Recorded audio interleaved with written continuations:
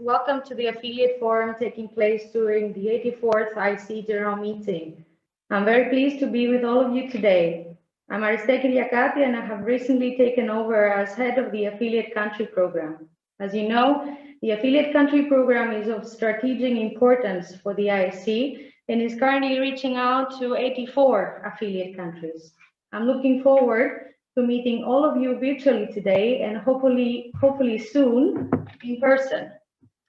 The Affiliate Forum will start shortly. In the meantime, please take note of the following important information. The meeting is recorded and will be available to watch on the IEC website. By attending this meeting today, it is understood that you consent to being recorded.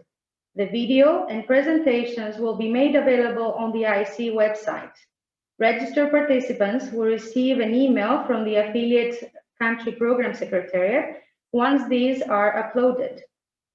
Please use the chat function to ask a question to the speakers. You are kindly requested to stay muted during the presentations and turn your video off to ensure a better connection. At 3 p.m., attendees will be directed to breakout rooms according to their region. Delegates from affiliate countries and regional organizations are eligible to participate. If you are not assigned to a session, you may only attend the plenary starting shortly until 3 p.m. Thank you all for your understanding. I'm confident that you will enjoy the Affiliate Forum today, and I look forward to the presentations from the speakers. I wish you a fruitful meeting, and I'm pleased to give the floor to my colleague, Ms. Eva Udur, Regional Director of the IEC-Africa Regional Center and facilitator of the Affiliate Forum, for her welcome remarks. Thank you very much. Warm welcome. I would also like to welcome all of you to the Affiliate Forum, a first of its kind, the first one to be held virtually, and we are looking forward to having a very fruitful meeting. Once again, just to remind you that you can use the chat to answer your question, to ask your questions as we continue, so that it makes it much easier for us when we come to the question and answer session, which will take place a little later.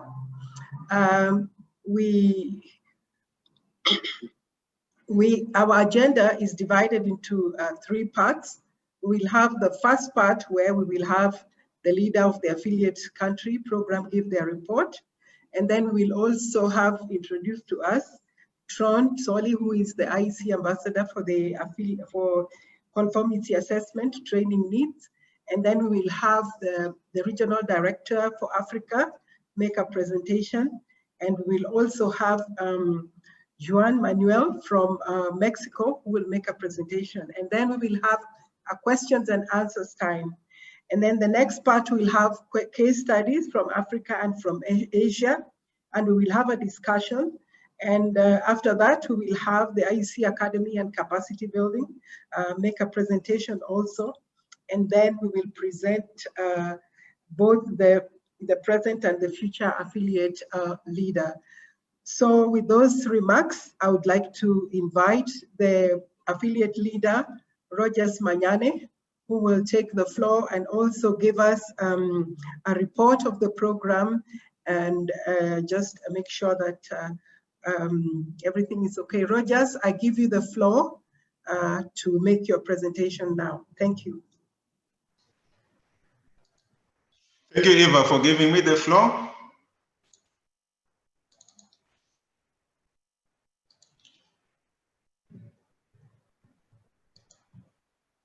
Yes, my presentation is in 2 parts. The first part is on affiliate report, and then the second part will be on the affiliate secretariat announcement. I am now giving you the first part of my report, which is the affiliate report for 2020. I'm happy to report that 3 affiliate countries joined the IEC as members. These are Ghana, which joined in November 2019 as associate member, Uganda, which joined as associate member in January 2020. Ethiopia joined in June 2020 as associate member. This brings to 84 countries who are part of the IEC affiliate country program. With regard to the main achievements, I invite you to read the full report I presented last week to the CAB. The report will be available on the IEC website after the general meeting. I wish to congratulate the affiliate countries that have taken the difficult step to set up national electro-technical committees. These are Eswatini, Myanmar, and Uzbekistan. I'm also happy to report that 2 new countries have upgraded to affiliate plus, thus benefiting from double the amount of free standards from national adoption and priority to get a mentor. Regarding the IEC Regional Council activities, Regional Center activities, the following 3 slides are showing the Regional Centers activities since our last general meeting in Shanghai. I won't go into details, but you'll be able to find out more about them through this presentation, which will be uploaded on your website. This slide is actually showing the Africa Regional Center activities. This slide is showing the Asia Pacific Regional Center activities. And as I said, this will be made available through the presentation. This slide is showing Latin America activities. You can see that all the regional centers were quite busy during this period. Regarding the Middle East, since 1st of October 2020, Jan-Henrik Tiedemann, in addition to his existing responsibilities as head of IEC Academy and the capacity building, he has been appointed as regional director for the Middle East countries. This will be an opportunity for the Middle East countries, being part of the IEC, to be more involved in the standardization work. And the countries are Lebanon, Palestine, Syria, Syrian Arab Republic, and Yemen. ACAS is a free of charge status under the affiliate country program. ACAS offers affiliate participants benefit in all IEC conformity assessment systems. IEC-E system of conformity assessment scheme for electrotechnical equipment and components. IEC-Q, IEC quality assessment system for electronic components. IEC-X, IEC system for the certification to standards relating to equipment for use in explosive atmospheres. And IEC-RE, IEC conformity assessment system for renewable energies, including any future IEC conformity assessment systems. The objective is to train countries to use IEC international standards and benefit from IEC conformity assessment systems through the recognition of IEC conformity assessment certificates whenever possible for the national level, on the national level. It provides benefits to those countries that sign the pledge and accept the requirements written therein. Different approach, very inclusive to get as many countries as possible involved, even though they don't have national electrotechnical committees. Only requirement is one national adoption of IEC international standards. Since Shanghai, for the reminder, this declaration states that as it relates to IEC international standards adopted by affiliate country, it accepts associated certificates and reports issued within one or more of the IEC conformity assessment systems at national level and will promote their use. The IEC is pleased to report that Burkina Faso has 2 participants having achieved all 3 levels of all 4 IEC conformity assessment systems, e-learning modules.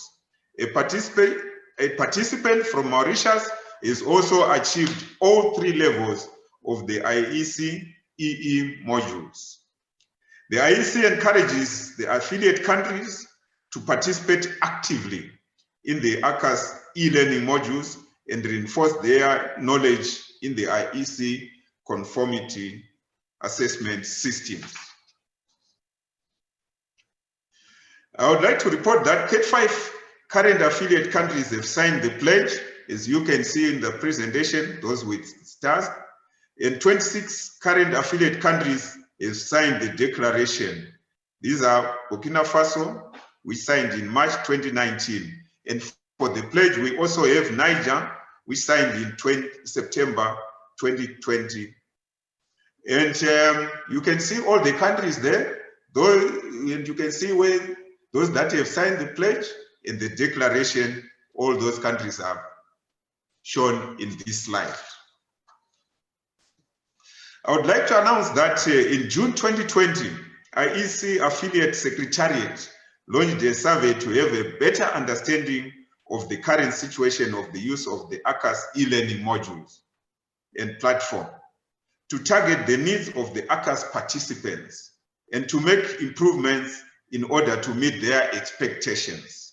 According to the results, 56.9% of the answers are from Africa, 23.5% from Latin America, and 19.6% from Asia Pacific. It was noticed that their main interest is the IEC-EE, with more or less the same interest for IEC-EX, IEC-Q, and IEC-RE. Amongst the three formats for the ACAS e-learning, video, PowerPoint, and PDF that are available from the IEC website, they seemed to have a slight preference for using the downloadable PDF versions. It was also interesting to have received requests from other languages versions such as Arabic, French, Mongolian, Russian, and Spanish. Taking into consideration a valuable contribution from the IEC community, the academic capacity building team, in close collaboration with the affiliate country program secretariat, is working on new forms of ACAS e-learning. In conclusion, notable achievements include enrichment of the IEC members with Ethiopia, Ghana, Uganda, and Uganda. 70% affiliate countries now with a NEC, 76% with affiliate countries have declared the national adoption since the launch of the affiliate country program.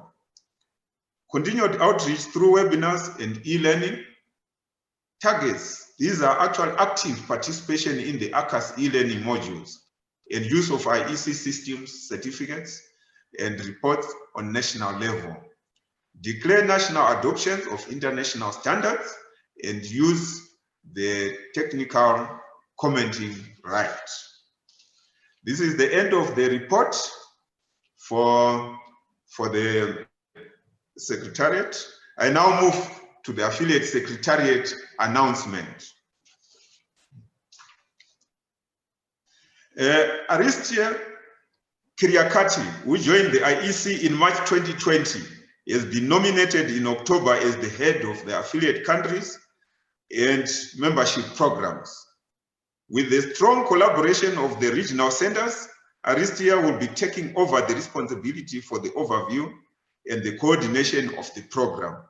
We are looking forward to developing the program with her knowledge and her great motivation. Since 2018, Seyon is the contact person for the ACAS and mentoring program, and Corinne Lebos is the contact person for the administrative queries of the program. For any questions, please contact the affiliate secretariat at that email. We would like to thank David Hanlon for his hard work and his valuable contribution for the development to the affiliate country program.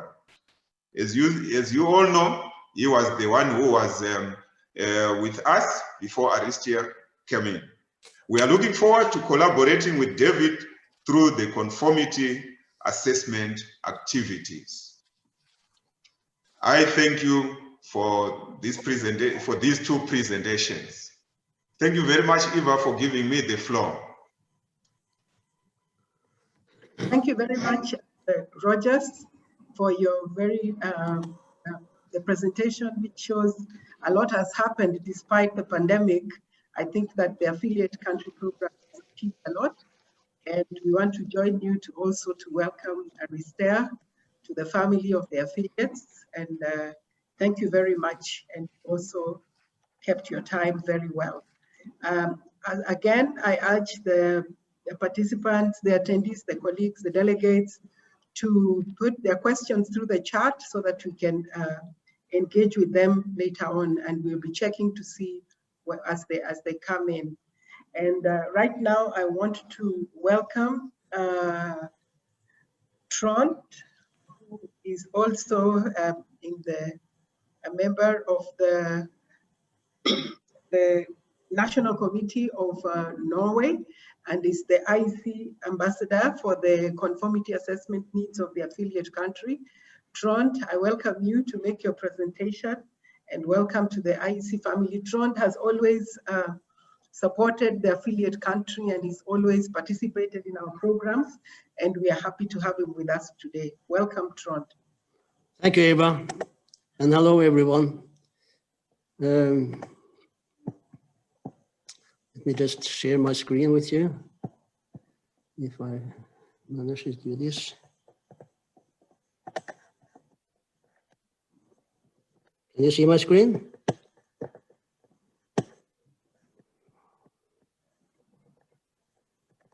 Can you hear me? Hello? Hello, Trond. I have problems with the going back to and show. Okay.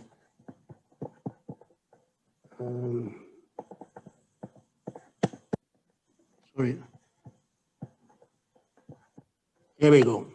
Sorry about that. Share. Okay. Now you can see me? Yes. All right. Okay. Can you see this? Thank you, Trond. Great, we can see. Yeah.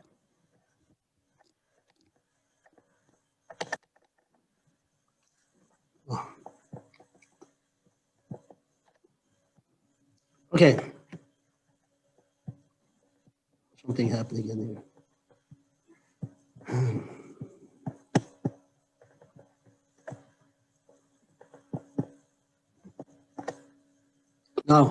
Now you can see, all right? Okay? Very last No problems slide. here. Okay. Yeah. There you go. Now you can see, all right? Excellent. Thank you very much. Sorry about that. Okay. Hello, everyone, and the forum, and the opportunity to give a short presentation of what this new role of mine is meant or perceived to be and to entail.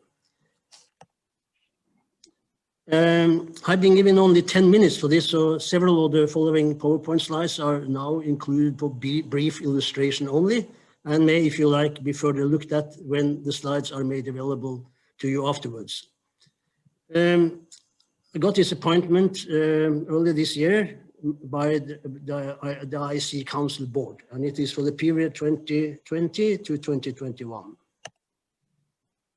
My background for this, I regard the highlighted points here to be the most vital. I've been engaged in the IEC conformity assessment systems for more than 30 years, primarily in the IEC CB scheme. I've also been for many years president of the Norwegian IEC National Committee and also the member body of the IECE and the IECX. And I'm a member of the IEC Conformity Assessment Board. The point at the bottom is added about the fact that I've been also doing consulting work, assisting with product certification matters for authorities and bodies in different countries, including China, Saudi Arabia, Bahrain, and Jordan, and assisting with setting up national certification services in some cases. What is the prime vision for this role? Well, it is to make some possible contribution. There are 3 points here. Make the fantastic IEC conformity assessment systems better known to both existing and new stakeholder groups internationally. to influence relevant national bodies, primarily in the affiliated countries, to make use of the CA systems and possibly establish national certification schemes on this basis. And finally, to act as an expert on understanding the symbiotic relationship between standardization and conformity assessment in the electrotechnical area. So what is conformity assessment? Well, in the IEC context, it is a demonstration that electrical or electronic products comply with the relevant IEC standards, and there can also be local differences. And both testing, inspection, and certification are part of the concept of conformity assessment system, either separately or altogether. So why do we have conformity assessment? It provides regulators and consumers with added confidence that the product meets recognized standards for safety and other risks. This is very important. The other thing is that it also reduces obstacles for international trade by overcoming trade barriers. The structure of the IEC, I'm sure, is quite familiar to you. We have the two main legs. At the left, shown the standardization side, which is headed by the Standardization Management Board. And on the right-hand side, we have the conformity assessment side, which is headed by the Conformity Assessment Board. We have currently four what we call conformity assessment systems. The first one is the IEC-EE, which is for electrotechnical equipment in general, we might say, covering safety and EMC. Secondly, we have the IEC-X, which is for equipment in explosive atmosphere. They also do personnel certification and certification of workshops.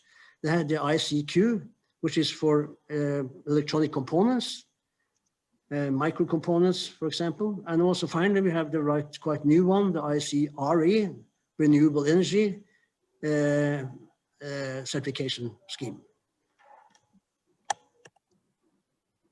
So this IEC-CB scheme, I think, is what is considered the most relevant for the affiliated countries. And this was also pointed out in his presentation by Rojas just before me. Because that covers electrotechnical products and equipment for consumers and typically for household appliances, entertainment equipment like audio video, and also IT equipment. Well, the IEC, why is it called the IECE? Well, it's not really an abbreviation, but it has a historic reason, as can be seen here. I'm not going to use time on that, but just for your information. The participants in the CB scheme, the IECE CB scheme, I should say, is presently 55 member body, where there's only one per country. Then we have 88 national certification bodies, NCBs as we call them, and there could be several in each country.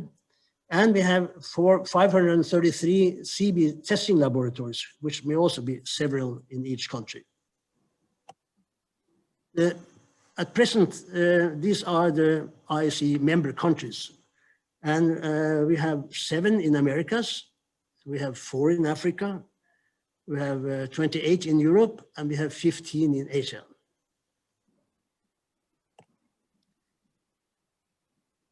The CB scheme has been very successful.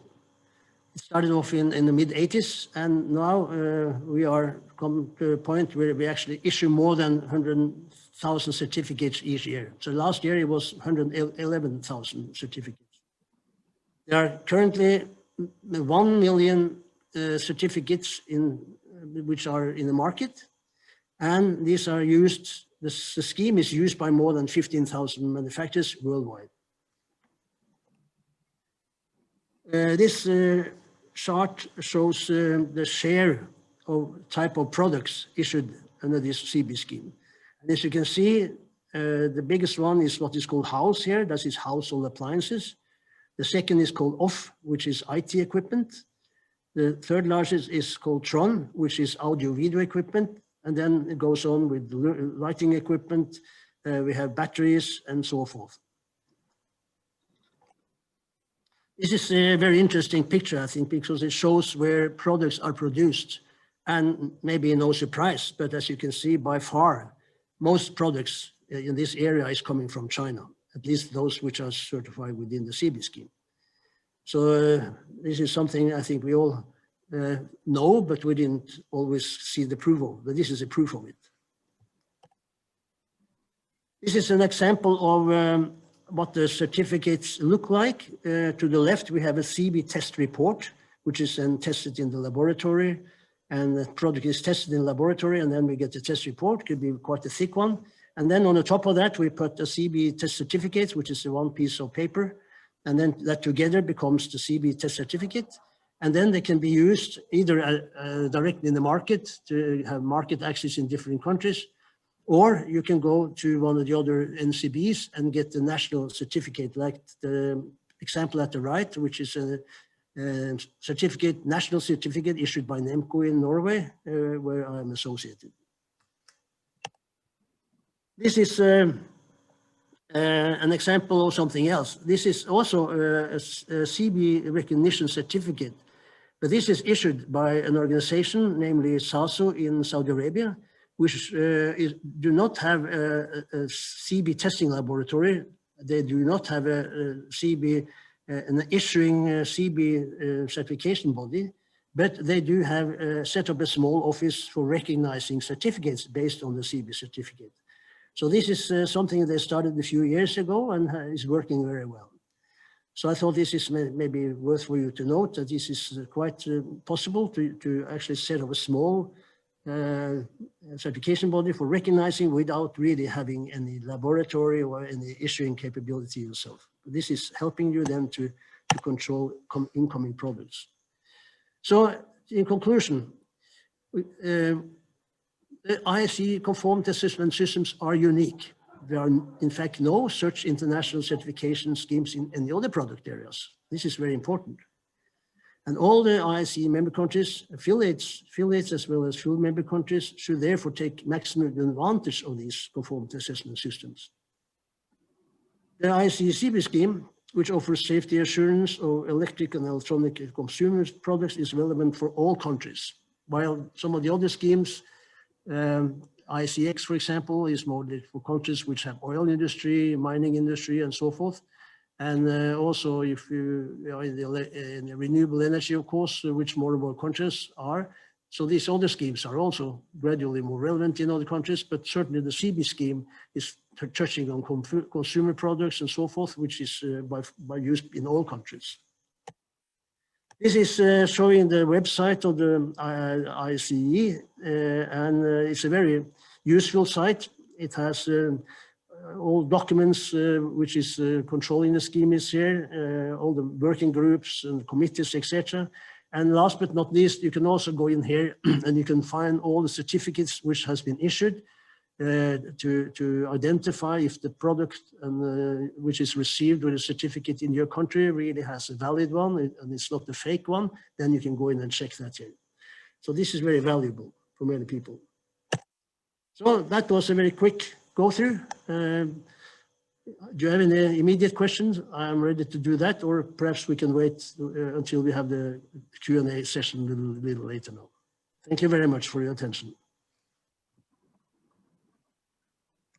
Thank you, Trond, for your presentation, which has been very good. And I think there are already people who would like to engage you offline so that they can learn more about the conformity assessment.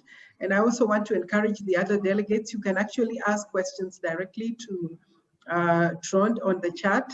And we will also follow up with any questions that they need to answer. But for now, I think that we move on, but don't hesitate to ask your questions on the chat. It will help us to go faster and at least accommodate everything. Thank you very much, Trond, for keeping the good time, and I really enjoyed that presentation. Thank you very much. Thank you, Eva. I will now call on François, who is the IEC-AFRC director, and he will be giving us a presentation on how the next work contributes to the development of our respective countries. I'm sure that you will enjoy this too. Thank you very much. Welcome, François.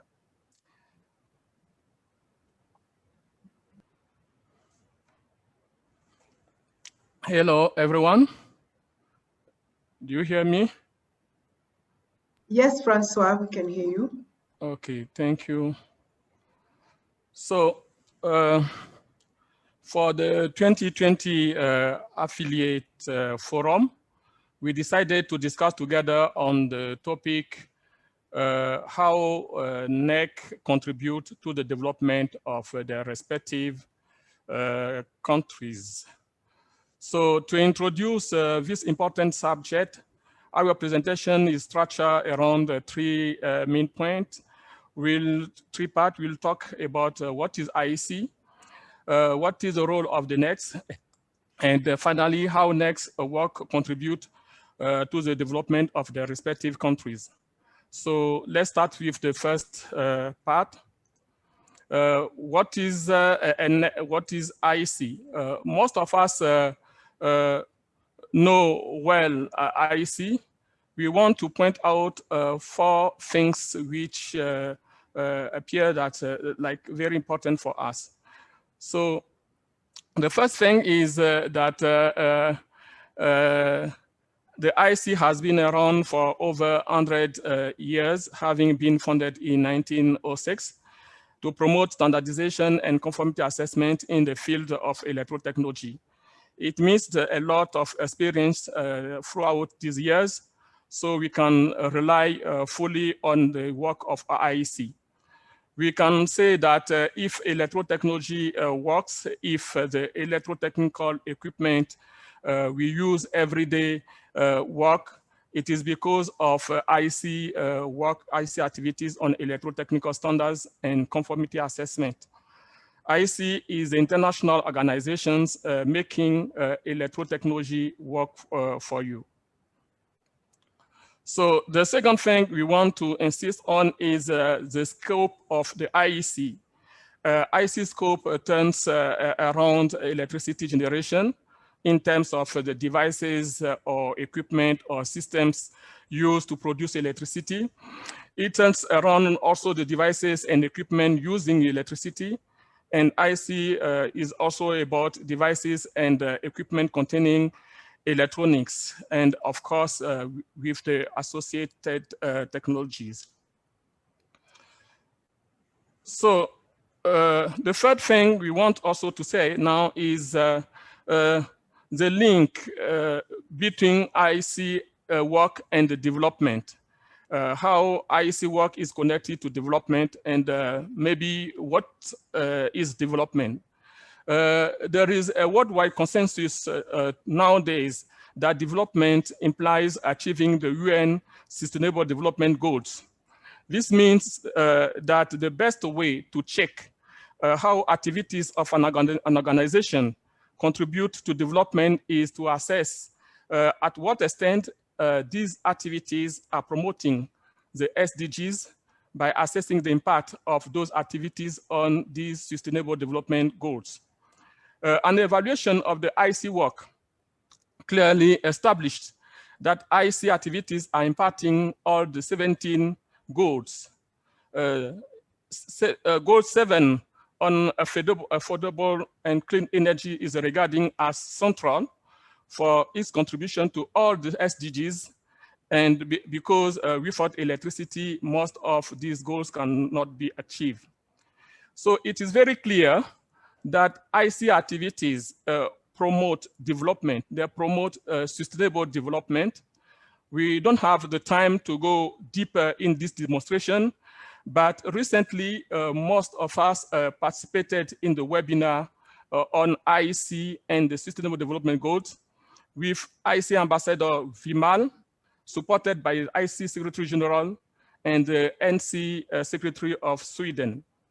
The workshop for industrializing countries to be held tomorrow will again talk about the Sustainable Development Goals.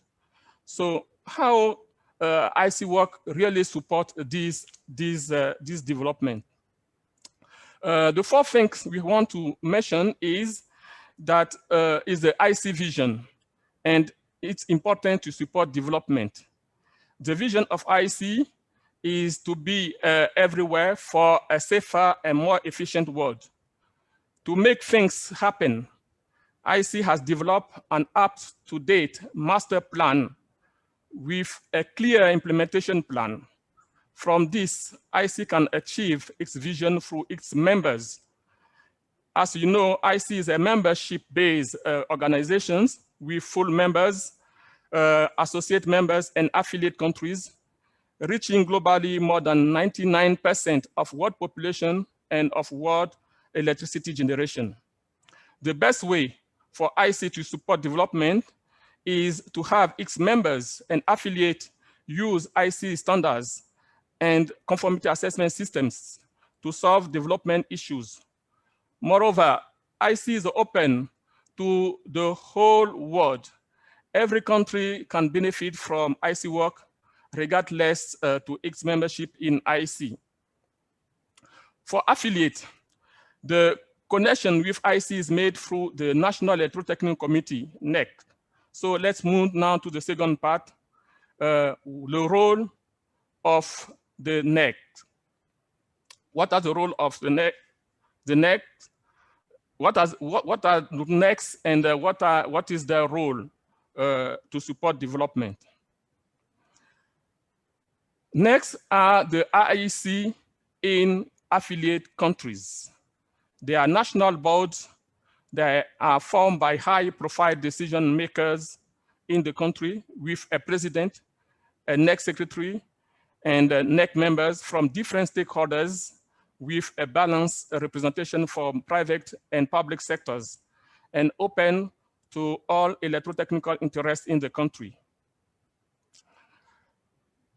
The main function of the NECs is, one, to make informed choices about what the national standards for electrotechnical product and associated technology should be. These national standards should be selected to respond to development challenges. Once the standards are known and identified, NECs need to participate in the standardization process and adopt the standards at the national level. NECs can also adopt existing IC standards as national standards. The second aspect of NEC's main function is to ensure that the adopted standards are applied within the country. This can be done by promoting IC conformity assessment systems as Trond has presented. But there is also some challenges, and we want to mention here 3 common challenges NECs can face. First, access to electricity is a key challenge for developing countries. Just have a look on the figures of your respective countries regarding the access rate to electricity. So the question is how the NECs are supporting this challenge in their countries. The second thing is about the quality of electrotechnical products in the local market.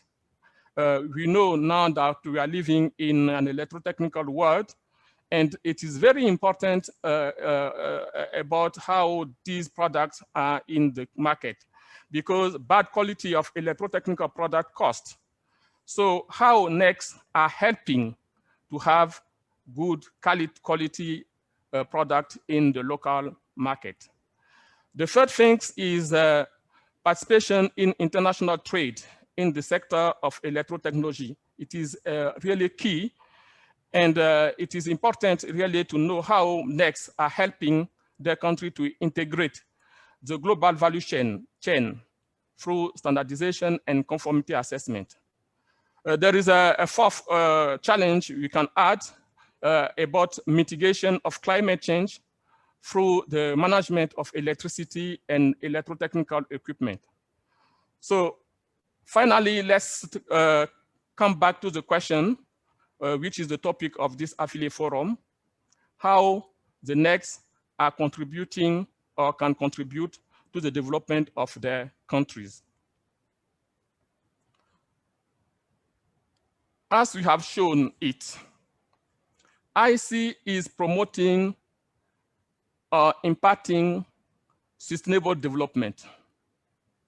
Next are connected to IEC. Next should contribute to the development of their respective countries. How this can be done? We think that first of all, next need to have appropriate structure and function properly. A look on IEC structure shows us that IEC has 3 boards: the SMB, Standardization Management Board, the CAB, Conformity Assessment Board, and the MSB, the Market Strategy Board. We all know well the SMB and the CAB, but less on the SMB.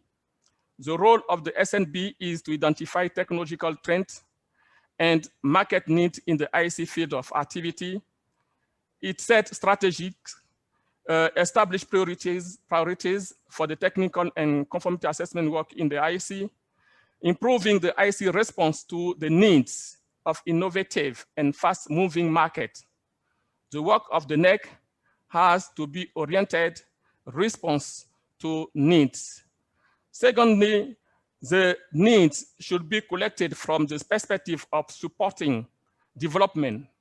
When it comes to electrotechnical products sold in the developing countries, when it comes to issues of dumping, energy efficiency, renewable energy, access to electricity, ready-to-use solutions are available to solve all these problems. And the solutions are owned by the next form through the participation in IEC. So, next need to be aware of the importance of their work for the development of their respective countries. They need to have decision makers within the country aware of the solutions that are available at next level. And next need to be recognized at the national level as solution providers so that they can be consulted at the national level when it comes to standardization and conformity assessment in electrotechnology. Finally, and concretely, NECs and their members should be aware of the country's development plan and act as solution provider to help the countries using the resources available. From the affiliate country program, you know that there are a lot of benefits they can have from adopting the standards to using the ACAS status. From the IEC Academy, it has been already mentioned, there are a lot of possibilities given to affiliate countries so that they can really help their countries. So what can we finally take away from what we have said? First, IEC activities turn economy on for development. It is important to know that our work is connected to development. Secondly, next are the IEC in affiliate countries. So through the next, affiliate country can contribute to the development of their countries. There is a need to identify the contribution by aligning the activity with the National Development Plan. And it is very important at this stage to have a business plan of the NEC connected to the National Development Plan. Next are also called to promote the use of IEC international standards adopted at the national level and conformity assessment systems and use the benefit and the resources available. I want now to thank you for your attention. Thanks. Eva. Thank you very much, Francois, for your presentation. And I think it's important, something for us to discuss maybe later, to know that the NEC is a very important component for a country to contribute to the development if properly structured and if it is in line with what the country is doing. And probably we would echo like what the president of the African Development Bank, who said that development in Africa is hampered, I'm paraphrasing, because of lack of electricity. And maybe this would be our opportunity to make a difference. So I encourage you again you can send your questions directly to François. You can also put them for everyone to see, just in case all of us would like to know what you're thinking. But thank you very much. And now I will continue with the next speaker, Juan Manuel, who is the NC Assistant Secretary of Mexico. And he will be giving us a presentation on how to identify and engage stakeholders, and also specifically sharing with us the experience as a mentor for Ecuador. Thank you very much, Manuel. You may take the floor, you may share your screen, and you may give us your presentation. Thank you. Okay, thank you, Eva.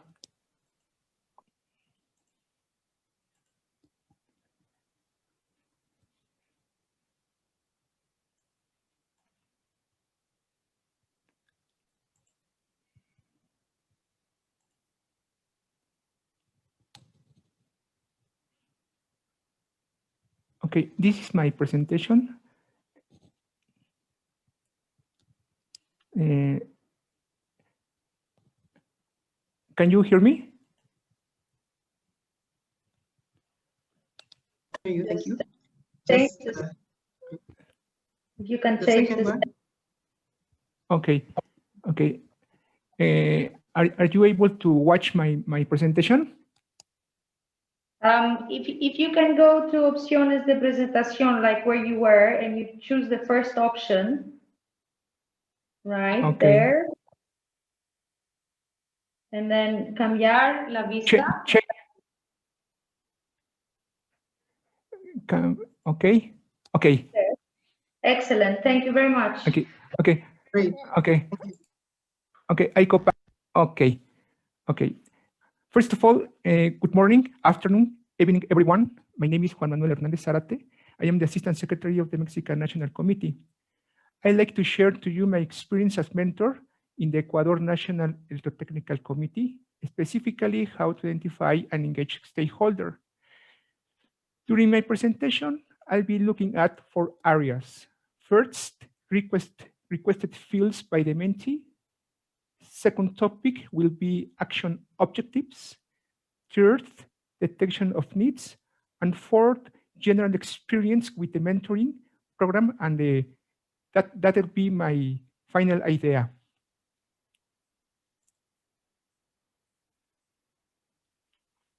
Okay, this is the experience as mentor in the Ecuador National Technical Committee. Okay, now I like to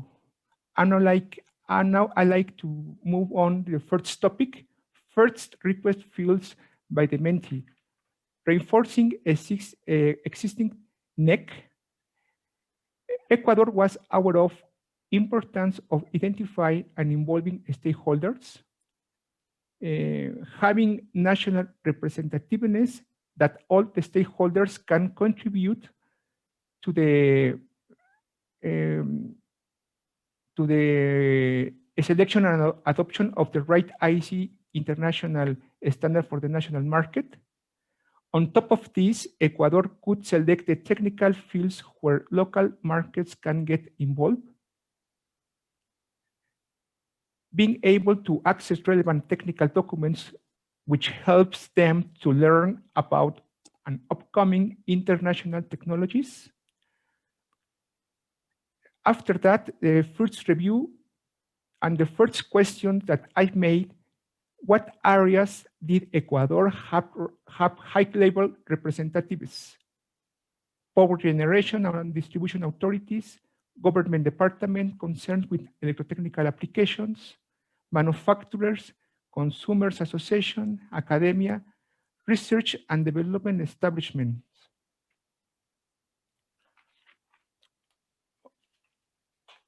Okay.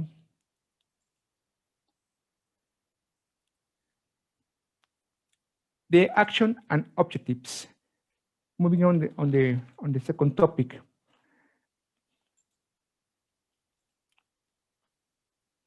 Okay, Ecuador didn't start from zero. Ecuador is made up of entities from the public sector, But there were other questions. How Ecuador can be established its organizational development? How can we start? And how to identify and engage stakeholders? Okay, establish a methodology to strengthen Ecuador's NEC, validating their work with Ecuadorian stakeholders. On top of this, their national technological, legal, political, and economic environment. Using information provided by Ecuador's NEC, was established a methodology, detection of needs. So, where did Ecuador face challenge? In those days, so some suggestions were given to Ecuador. Detection of needs. And that will be the following third topic.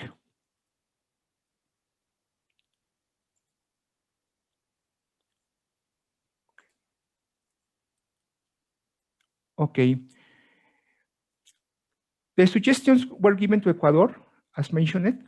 For example, to generate interest for stakeholders in Ecuador, depending what your role is, to find out how useful in the involvement in the standardization. For example, if you fall into the academia, consumer associations, manufacturers, researcher, power generation, and distribution authorities. Other suggestions given to Ecuador were if you are an entrepreneur and you want to join a link in the production chain, whether as supplier, manufacturer, or exporting a product or electrotechnical equipment, the IEC will be useful for you. In the field of academia, the information can be useful. For example, curriculum innovation by incorporating electrotechnical topics, research, develop, dissemination, articles, and application of IEC standards. Students can use IEC information to supplement their studies.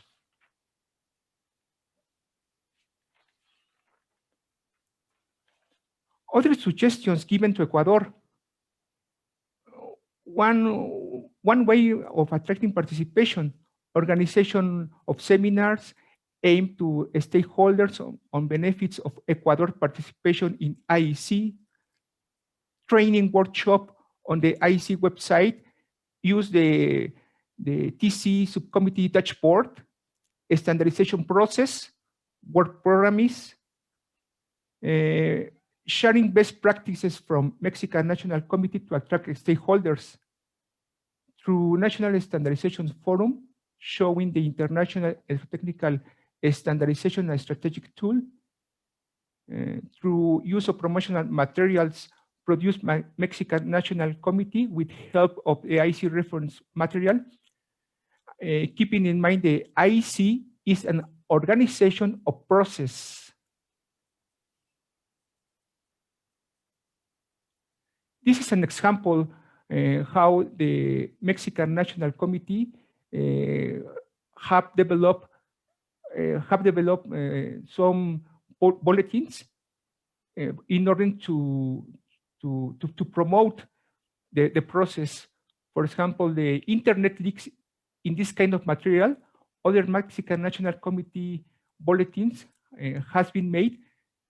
For example, the new structure of the Mexican National Committee, the IEC model business and the Mexican National Committee, digital transformation, smart manufacturing, and cyber security.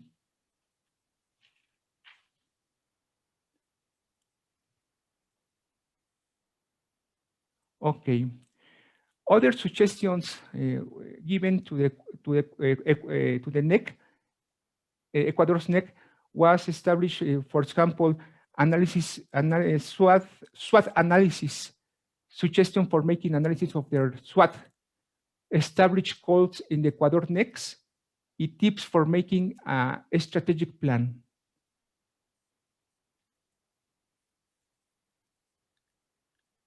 Okay. In general, my experience with mentoring program, Ecuador and Mexico have similar costumes, culture, and above all, both speak Spanish. But if you start working the dissemination for the stakeholders about the benefits of the participate in the IEC, it would be very helpful knowing IEC standardization process and its page web. Ecuador's NEC and Mexican National Committee are in charge of their governments.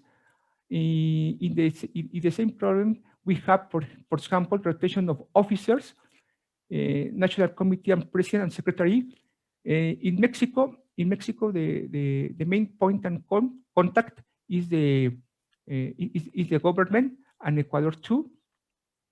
And each 6 years, the main officers change. It's very important to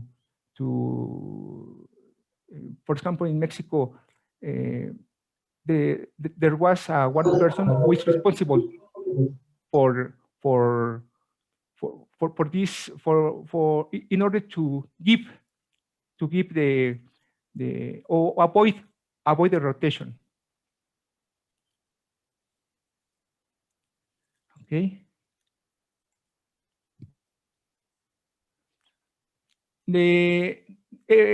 There was an excellent relationship in the mentoring program. Ecuador's NEC was able to raise its needs very well in the beginning. And let me summarize what has been said so far. How can generally interact with the stakeholders? Set goals is very important. Develop a strategy, prioritization of regulatory requirements, national scope, generate a plan work. In conclusion, national electrotechnical representativeness is one of the most important topics to take into account when a national committee is established. It's here where national stakeholders play an important role. Dear colleagues, that covers my presentations.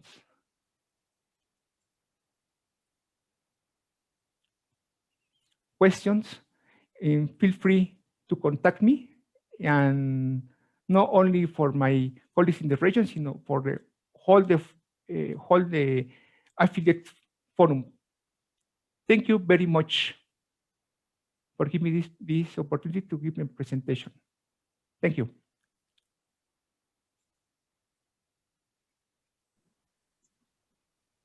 Thank you, Manuel, for your excellent presentation and for just giving us that overview of how Mexico was able to assist Ecuador with the stakeholder engagement.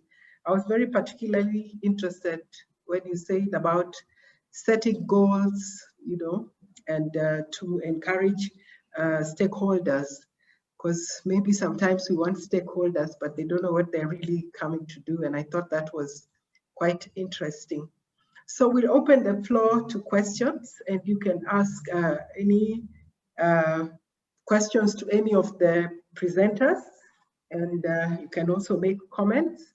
You can continue to use the chat, but you can also raise your hand if you have a question and or a comment, and we can discuss it. Thank you.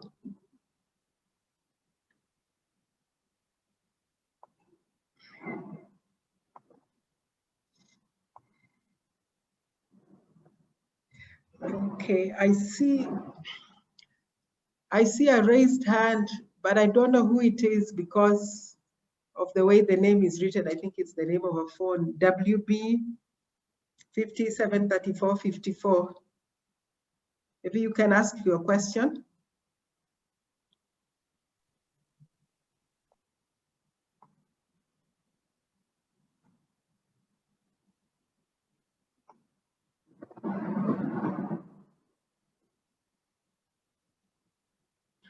Okay, I don't think I can't call him by name because of the way his name is displayed. I think it's the name of his equipment, his device. So and he's not responding. Anybody with a question? Yeah.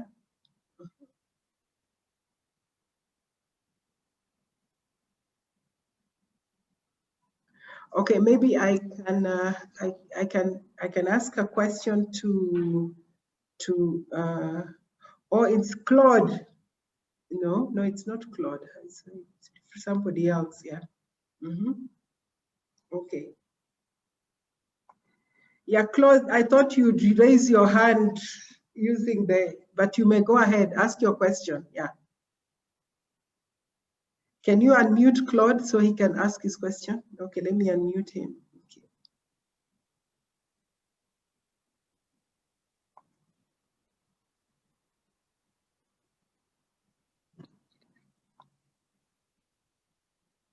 Just need to click on the unmute button to raise. Yeah, I can't. Yeah, I've lost him again. Yeah. Okay. Good. I've seen.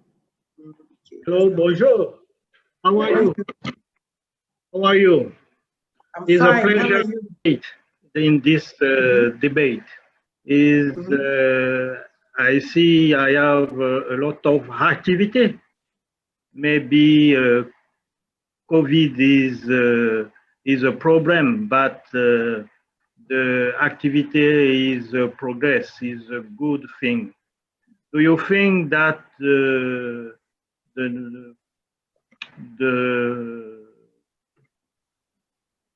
next day I have a transformation of the standardization for the population and for people in every country? For you, is it possible to have the progress? Is my question.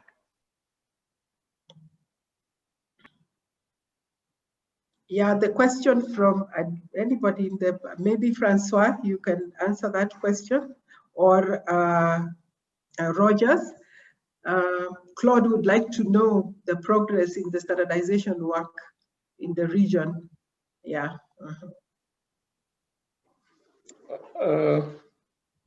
So maybe the affiliate leader can respond, and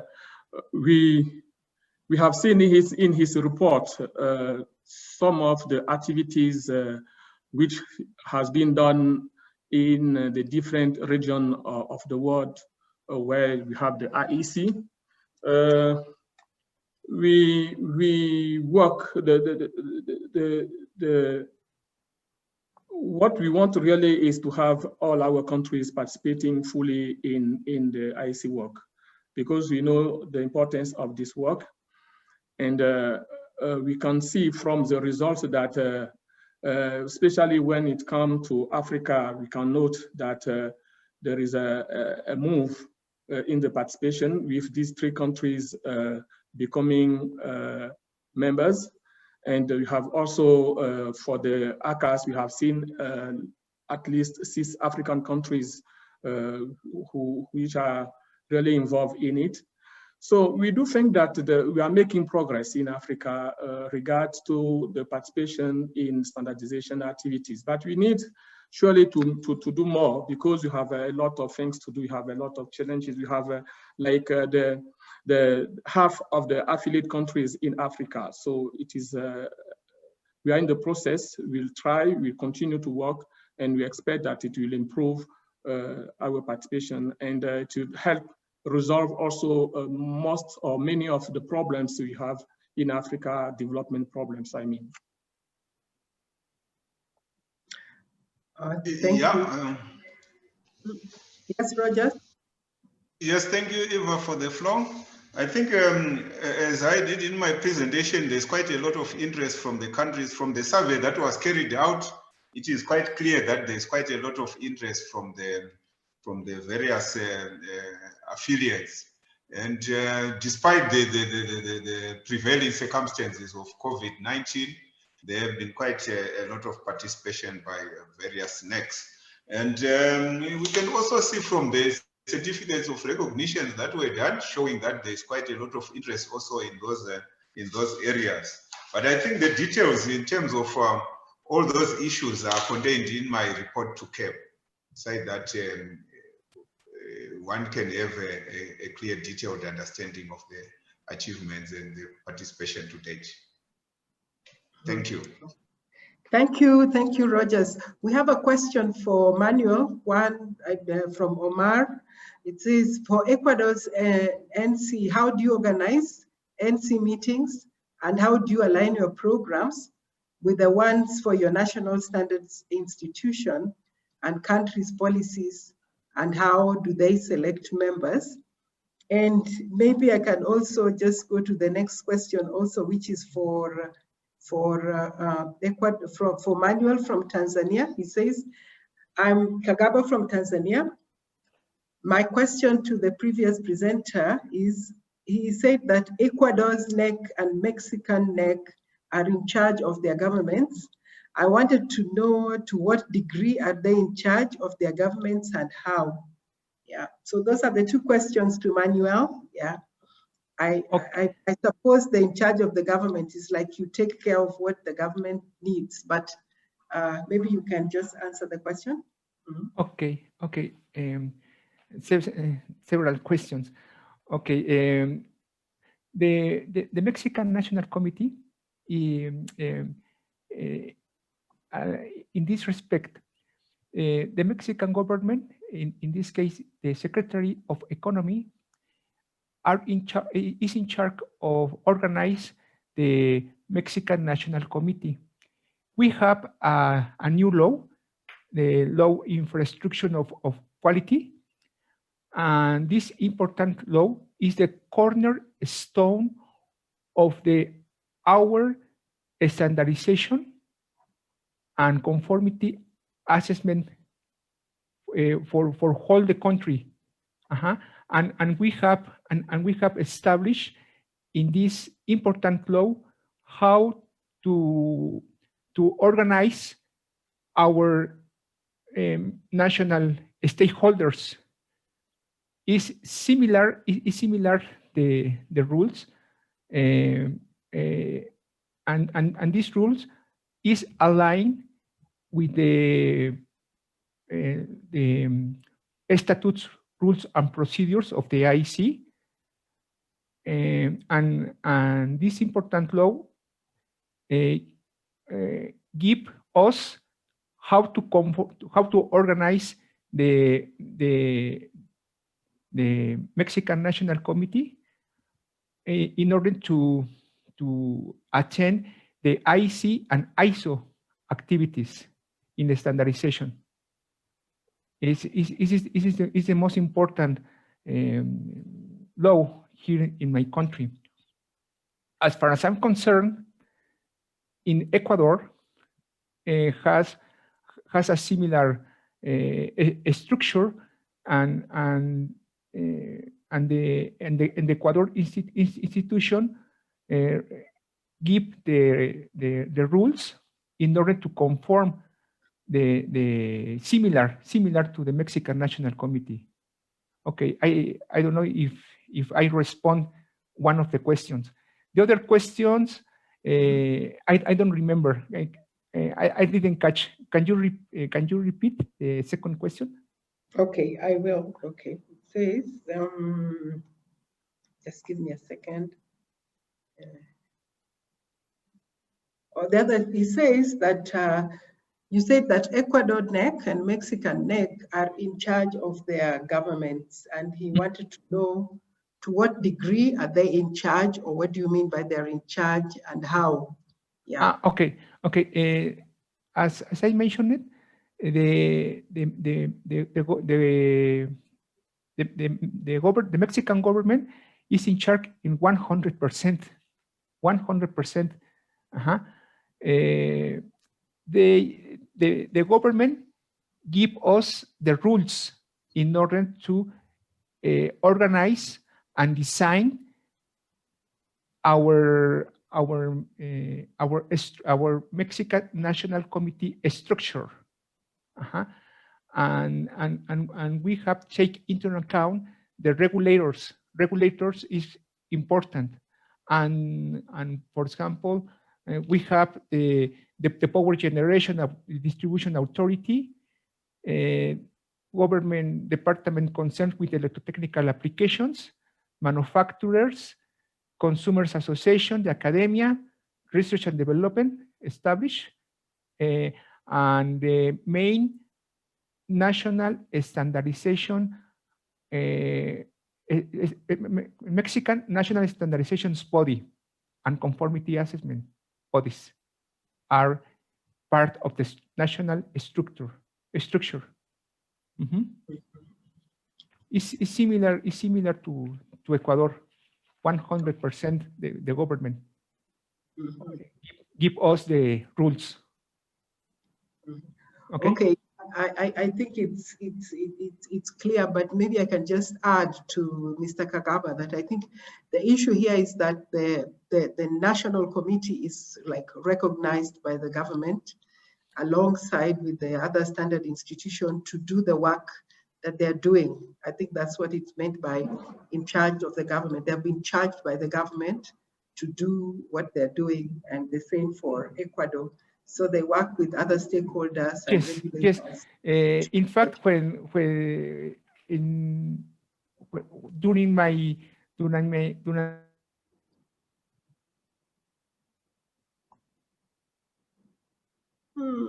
I lost you.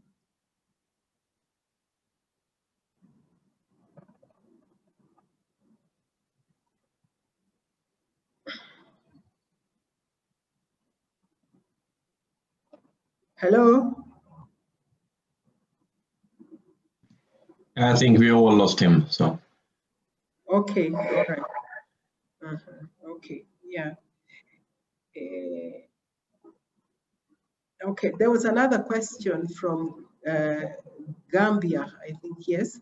Yeah, in Gambia, this and the whole sub-region, they say they have a challenge for the conformity assessment, and is that a good percentage of the imports are second-hand goods from Europe and Americas, most of which are energy inefficient. This equipment may have are energy efficient. This equipment may have passed the conformity assessment in their time of marketing, whilst we have some progress, and the stakeholder buying power is still low. So I guess it's just saying what the challenge is in terms of conformity assessment and ensuring that we do not have like a dump. I'm not sure exactly about that, but that's a problem that we have in the region, that we may have second-hand products which may have been, which the technology may have bypassed. So I'm not sure if someone can help him there, yeah. If you want me to comment on that, Eva? Yes, please do. Yeah, regarding energy efficiency, this is currently not a part of the CB test certificates, simply because the relevant standards do not contain energy limits, as this is considered to be a regulatory matter in most countries. So I'm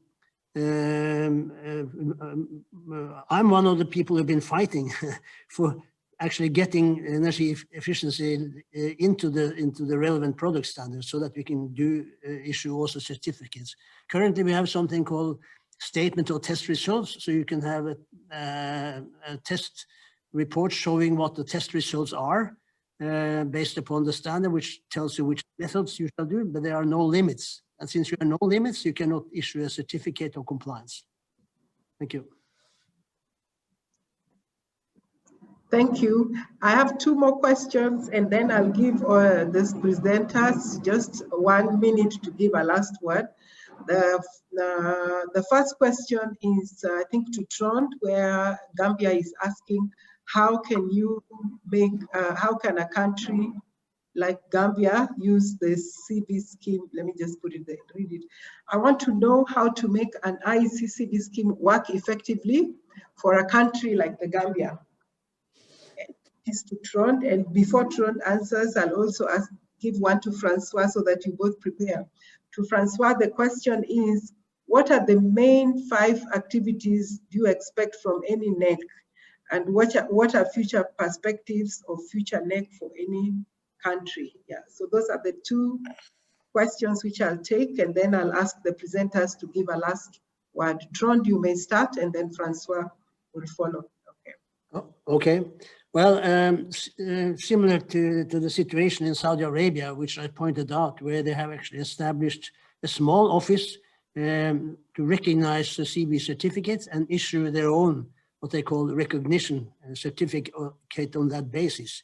So in Gambia, certainly, you know, it's, I suppose you don't have a suitable, maybe at the present time, a suitable testing laboratory to do testing of these kind of products, and not in position to set up an issuing certification body. But like in Saudi Arabia, they actually take advantage of the scheme by setting up a small office to recognize certificates.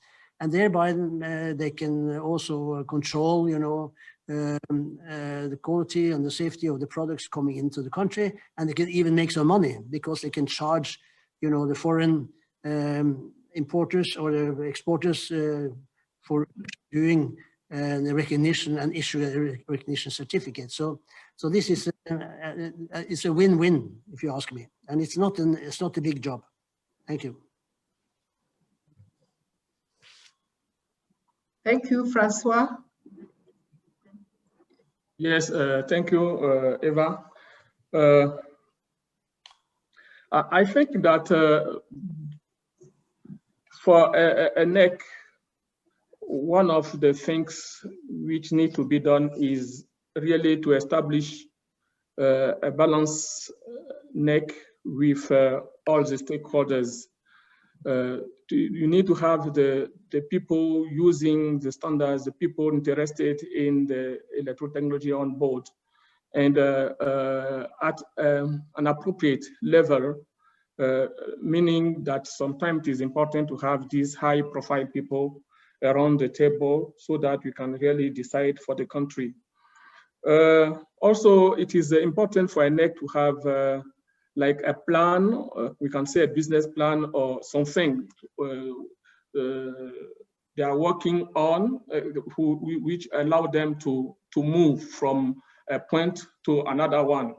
Because we can also see that in lot of countries, sometimes there is no this document or this visibility of what we are doing.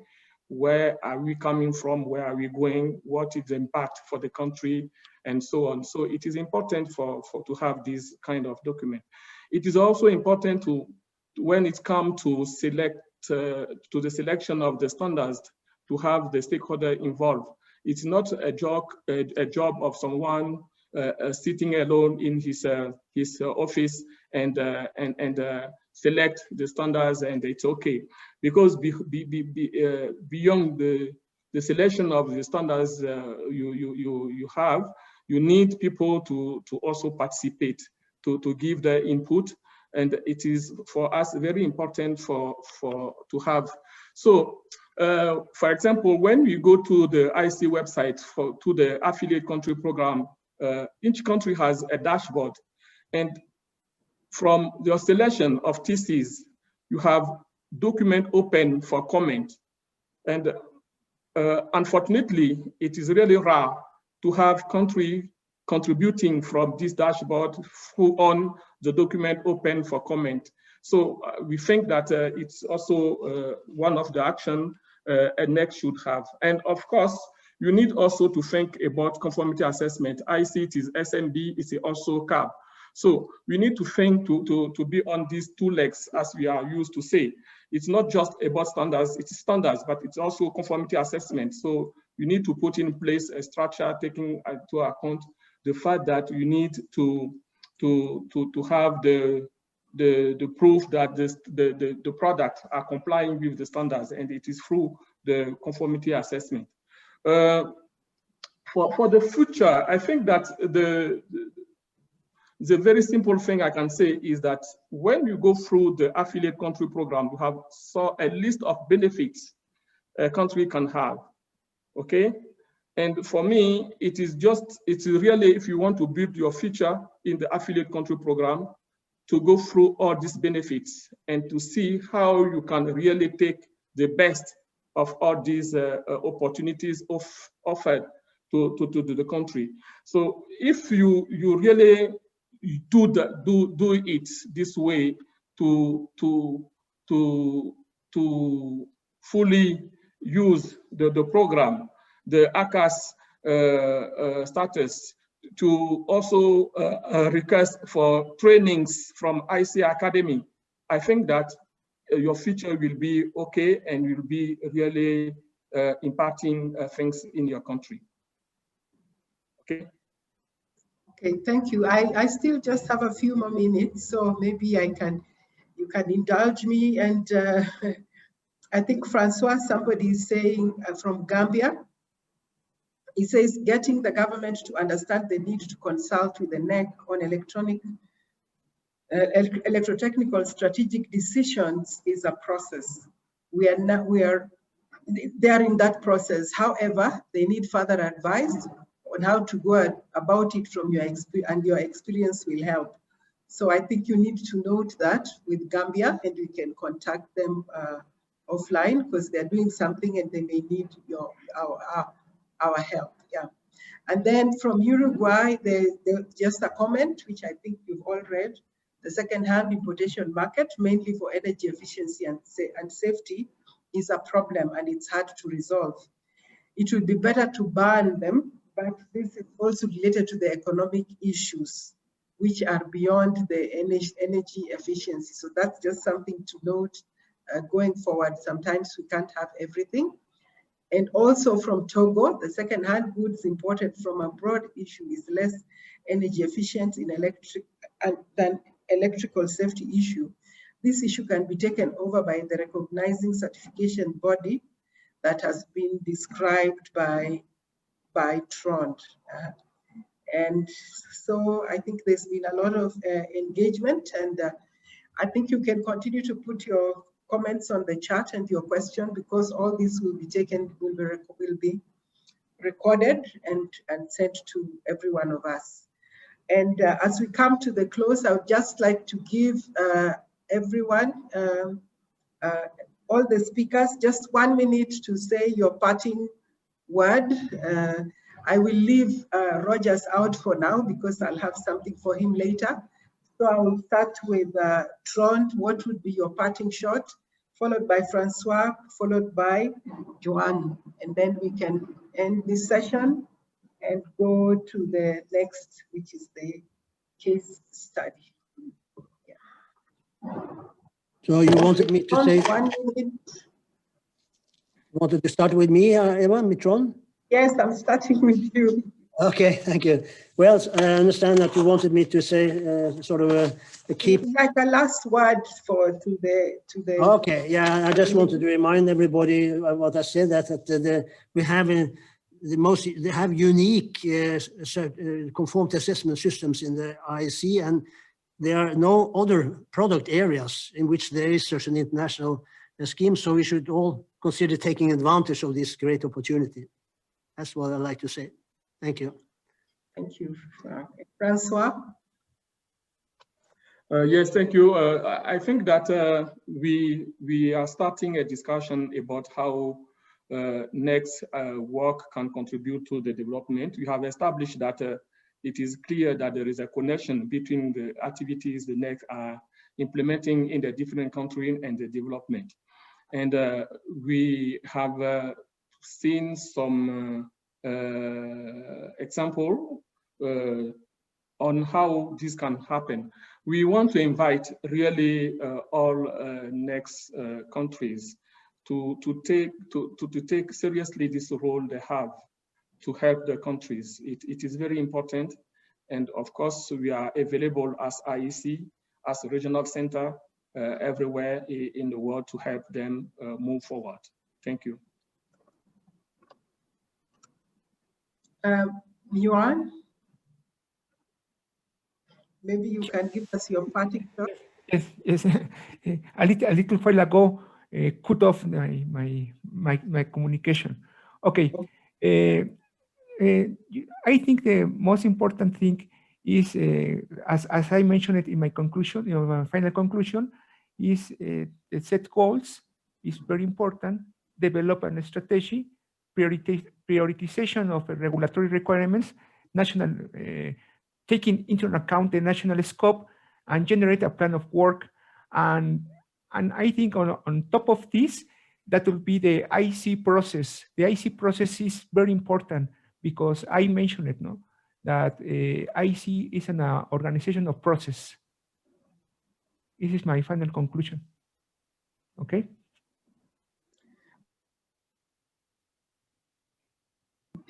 Thank you very much to all the speakers. We appreciate your participation, and we can now go to the next speaker, who will be Sarr from SENELEC, the next president of SENELEC, who will give us the case study of SENELEC. You have the floor, Mr. Sarr. Hello, Madam Eva. Thank you very much for giving me the floor. Hello, François. Hello to all other followers. Please let me share my screen.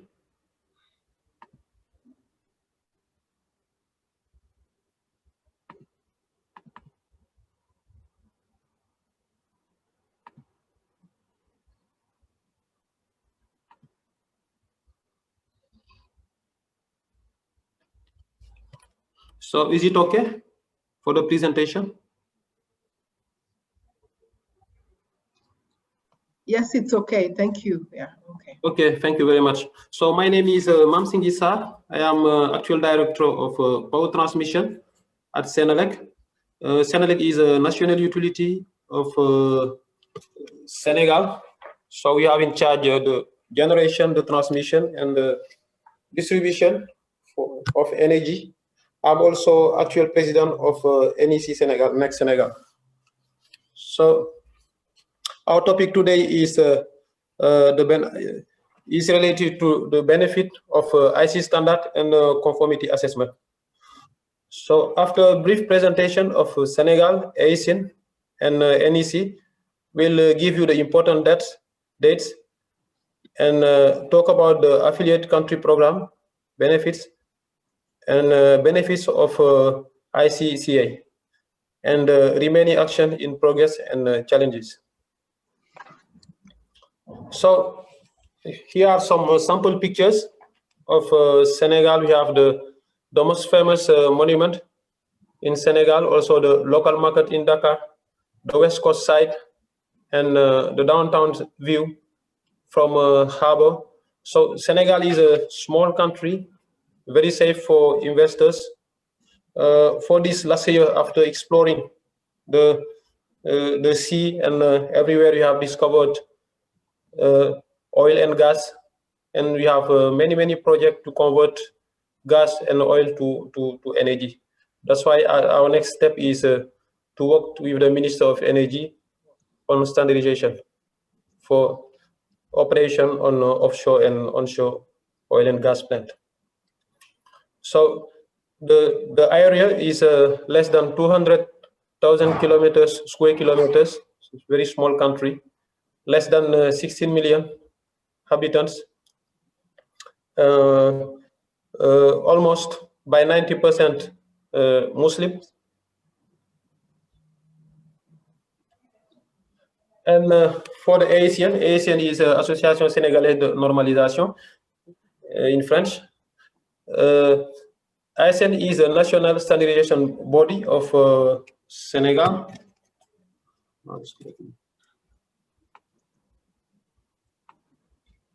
The standard development works is carried out within the technical committees set up by ASEAN. About 300 national experts from companies, industries, private and public organizations participate in the facilitation of these technical committees. To date, 575 standards have been developed and adopted, including 77 in the electrotechnical field. And the NEC Committee of Senegal, I'm the actual president. So regarding to the institutional framework, we have the work group relying on the NECSN, which rely on the ASN, national body of national standardization body in Senegal, which also rely on the Minister of Industry. So our main mission are to develop sectoral standard in the electrotechnical field, promote the development of a national standard, regulation and conformity assessment, free exchange of goods, safety of goods and people, protection of the environment. Improve the efficiency and transparency of the standardization process to provide service that meets members' expectation.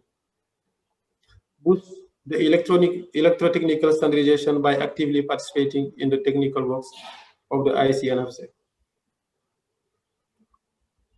The NEC Senegal strategic vision.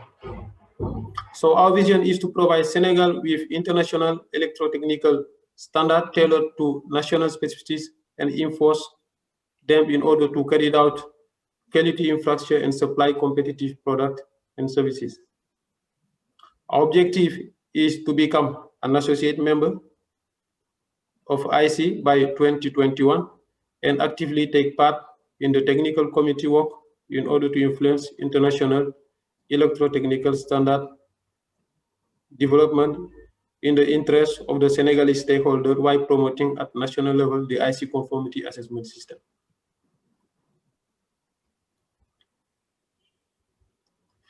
So here are the timelines for the ISN. So in 2002, Senegal joined the affiliate country program.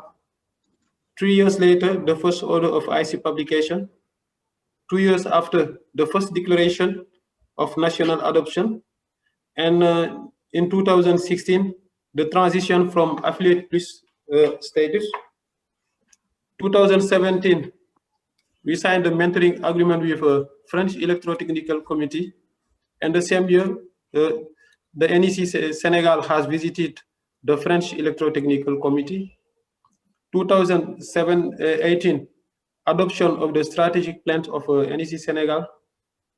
Last year, the signature of ACS declaration and registration of NEC expert. 16 members have been registered. And also extension of mentoring with a French committee to 2020.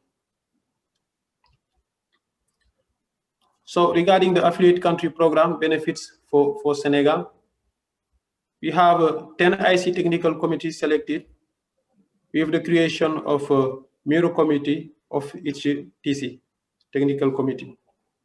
So registered NEC expert can access now to IEC project standard and make their own comments. So here are the technical committee that have been selected.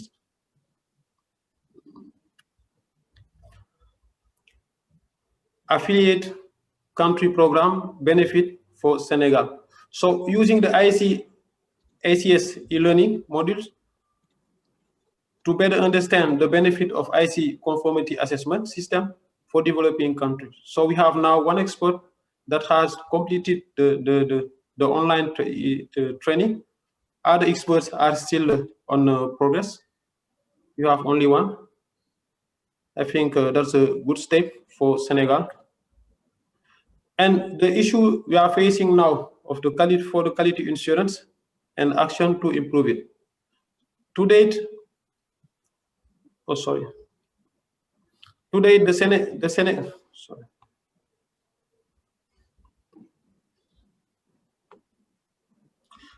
Senegalese market, like the world market, is hampered by poorly performing products sold at very low cost, mainly in the informal market as separate components, and which often fail or may have a fairly short lifespan, thus creating obstacles to the development and promotion of solar technology in the country. The benefits of IEC-CA. Senegal is using the IEC conformity assessment system to promote quality of products. So this year we have succeeded to work with the Minister of Energy in order to exempt VAT on the renewable energy materials that are imported in Senegal. And to do so, the applicant, the importer of goods, only for renewable energy, the applicant just need to fill a form, to download the form online, and fill it, and also send the conformity document. The ISN have to check the conformity with if the document complies with the document issued by the certification body. After examining all the document, if all is okay, then they can give a decision. Then they can give a discharge, and the importer will be VAT free of charge. I think it's very important, and it's encouraging the importers to join the ICCA to benefit this VAT exemption. VAT in Senegal is 80%, so it's very important. So, like I said it minutes ago, to benefit from this exemption, material must have certificate of conformity issued by the national certification body operating within the conformity assessment system of the IC. Now the action in progress. We need to follow up the mentoring program with the French electrotechnical committee. So this year we had a schedule, but unfortunately, because of the COVID-19, we did not have some more activities. We just follow virtual meeting, and we have to postpone the visit and the work in French with the French electrotechnical committee.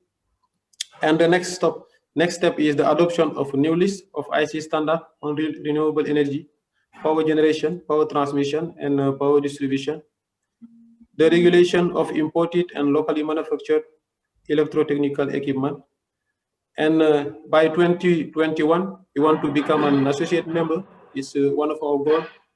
Become a member of ICEE. And the main challenge, enroll more members in the NEC, enhance the stakeholder engagement. I think that was part of the topic of Juan Manuel Hernandez from Ecuador. So the main challenge today is how to engage more people and ensuring sustainable funding for the NEC. Thank you very much, Eva. Thank you, François. Thank you to all the followers for sharing our experience with you.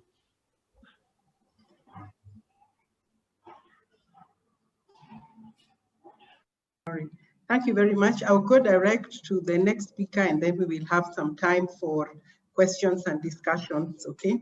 So just hold your questions. I can see some already coming, but I will ask Dr.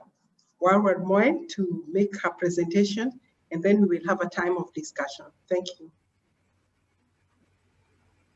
Thank you, Eva, for inviting me to share my presentation. Let me share my presentation now.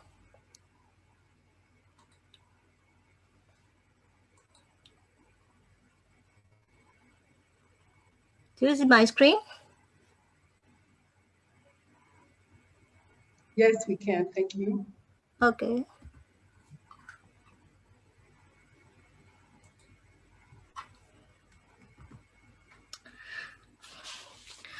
Good morning, good afternoon, and good evening to you all. Warm greeting from Myanmar. My name is Dr. Wamu. I'm the head of Standard Development Division of Department of Research and Innovation, which is the national standard body of Myanmar. On behalf of the Department of Research and Innovation, I am pleased to share on the journey of Myanmar participating in the IEC-AFRC program and attaining the IEC-AFRC Plus status. The first three slides provide introduction on the Department of Research and Innovation and its role, and another part will share on Myanmar journey in the IEC-AFRC program in 2007 and achieving the AFRC Plus in 2020. I also share on the challenges facing the National Electrotechnical Committee of Myanmar and the way forward to overcoming these challenges. So first of all, I would like to explain a little bit about our national quality infrastructure. The consolidation of the national quality infrastructure system has been one of the most significant challenges of the economic reform undertaken by Myanmar in their democratization process. So the National Standard and Quality Department of Research and Innovation has undertaken a major effort to develop the national quality infrastructure with the cooperations of the other ministry and organization. This is our cooperation with other ministry and department to develop our national quality infrastructure, such as standardization, accreditation, conformity assessment procedure, and metrology program. Our Department of Research and Innovation, which is the national standard body, it's composed 3 main divisions: the Standard Development Division, Accreditation Division, and Metrology Division. These 3 main divisions are like acting as national standard body, national accreditation body, and national metrology institute. This is our structure of the department to be strengthening our national quality infrastructure to be in line with the international and regional best practices. To be strengthening the national quality infrastructure, our DRI has been participating in the national and regional level. So Myanmar joined the ITU, International Telecommunication Union, as a member in 1996.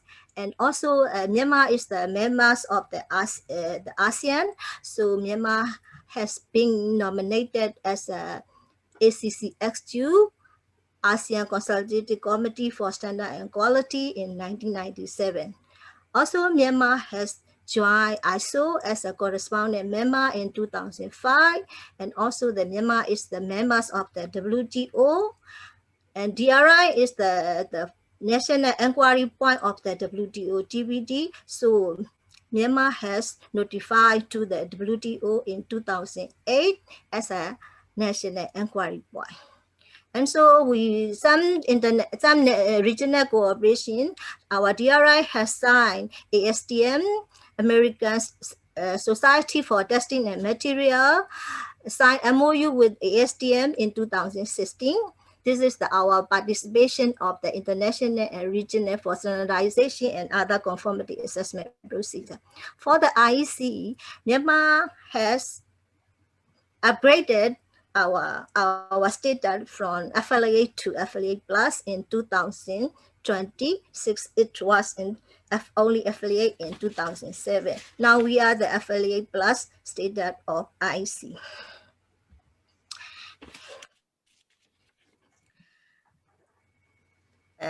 The Department of Research and Innovation in DRI is the national standard body of Myanmar, and we work with the stakeholder to ensure that Myanmar standard for product, process, service are relevant to the needs of the Myanmar. So to facilitate stakeholder engagement, we developed some law and policy and some strategy to be strengthening our national quality infrastructure with the participation of the stakeholder. So we promulgated the law on standardization in 2014. This law has mentioned a lot of developing procedure of the standardization and also accreditation and conformity assessment program. And most of the articles mentioned that to ensure the active participation of the stakeholder, to engage of the stakeholder to develop the national quality infrastructure and standardization in Myanmar. For the time being, the law on standardization is revising because we need to be in line with some ASEAN and WTO TBT agreement. Now this law is undergoing review by Union Attorney General Office. And we also have the developing national standardization strategy. We follow the procedure of the ISO to develop the DNS as national standardization strategy. The stakeholder engagement, active participation of stakeholder is very important role to develop this DNSS because we make the survey stakeholder to identify the ranking system of the national standard. So we make a lot of survey to engage with the stakeholder to identify the national standard for 3-year program. Also, we have drafted the national quality policy. This policy has includes seven setup, standardization, accreditation, conformity assessment procedure, quality promotion, and use and technical regulatory frameworks. This quality policy has mentioned a lot of chapter to engage the stakeholder to be actively participate in the development of national standardization procedure in Myanmar. So to raise the awareness of the stakeholder, so we conduct the awareness workshop with the partner to share the IEC program and also using the IEC standard. We conduct workshop with IEC, Asia Pacific Regional Center, and also we will host the upcoming workshop with EU RISE Plus and IEC, Asia Pacific Regional Center to develop the electrical and electronic equipment regulation. Also, we also conducted some workshops in Myanmar Engineering Council. They are the main big stakeholder of the Myanmar with the PTP Germany to aware the benefits of IEC and using IEC standard in their regulation. And also we conduct the seminar on LED lighting using in IEC standard with Korea because some rural area we will install the LED lighting for their infrastructure. This is some awareness workshop we have conducted to the stakeholder to be participating in our development procedure of standardization.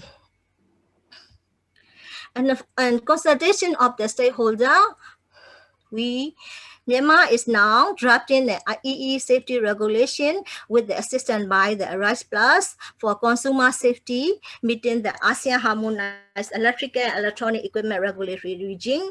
This draft regulation includes the acceptance of the IEC-EECB screen, textbook with certification, and the draft administrative order refer to ASEAN listed harmonized standards that are mainly IEC standard. So consultative workshop will be conducted in early next year to reach out to government body, include consumer association, electrical and electronic manufacturer, testing and inspection body. This is some engagement of stakeholder, and that we need some consultancy from the stakeholder to make the consensus of our standard development in Myanmar. Now, I would like to explain about the contribution of the NEC to Myanmar. So, we established the NEC in this year. NEC has the members 18% from relevant ministry and relevant association. This NEC is held by our Director General of Department of Research and Innovation. The secretary is from the Myanmar Engineering Council. They are the stakeholder. So all of the members are from the relevant ministry, association, organization, and some are from the university. So we established this national net with the all members from the relevant stakeholders. The function and duties of this NEC are, they define its aim and decision-making process for selecting which international standard to adopt. And then they select and adopt international standard or regional national standard. If there's no applicable international standard for Myanmar in the field of electrical technology, if they recommend that these standards are referenced in the national legislation or in the technical regulation. And the NEC will be represent Myanmar in national, regional, and international standardization and conformity assessment for the electrotechnical setup. This is the function and duties of NEC. Our NEC is very initial stage, so we are still doing, implementing the function and duty of NEC. Some challenges the NEC is facing is that, firstly, the language, English is not the language in Myanmar. So as all documents received in English had to be translated from working purpose and then translated back into English for communication with IEC. This is the language barrier of the Myanmar.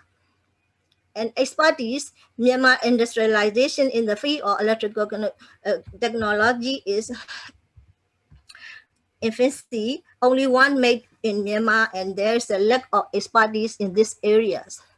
The expertise, there is limited expertise to develop this kind of technology, electrical technology area.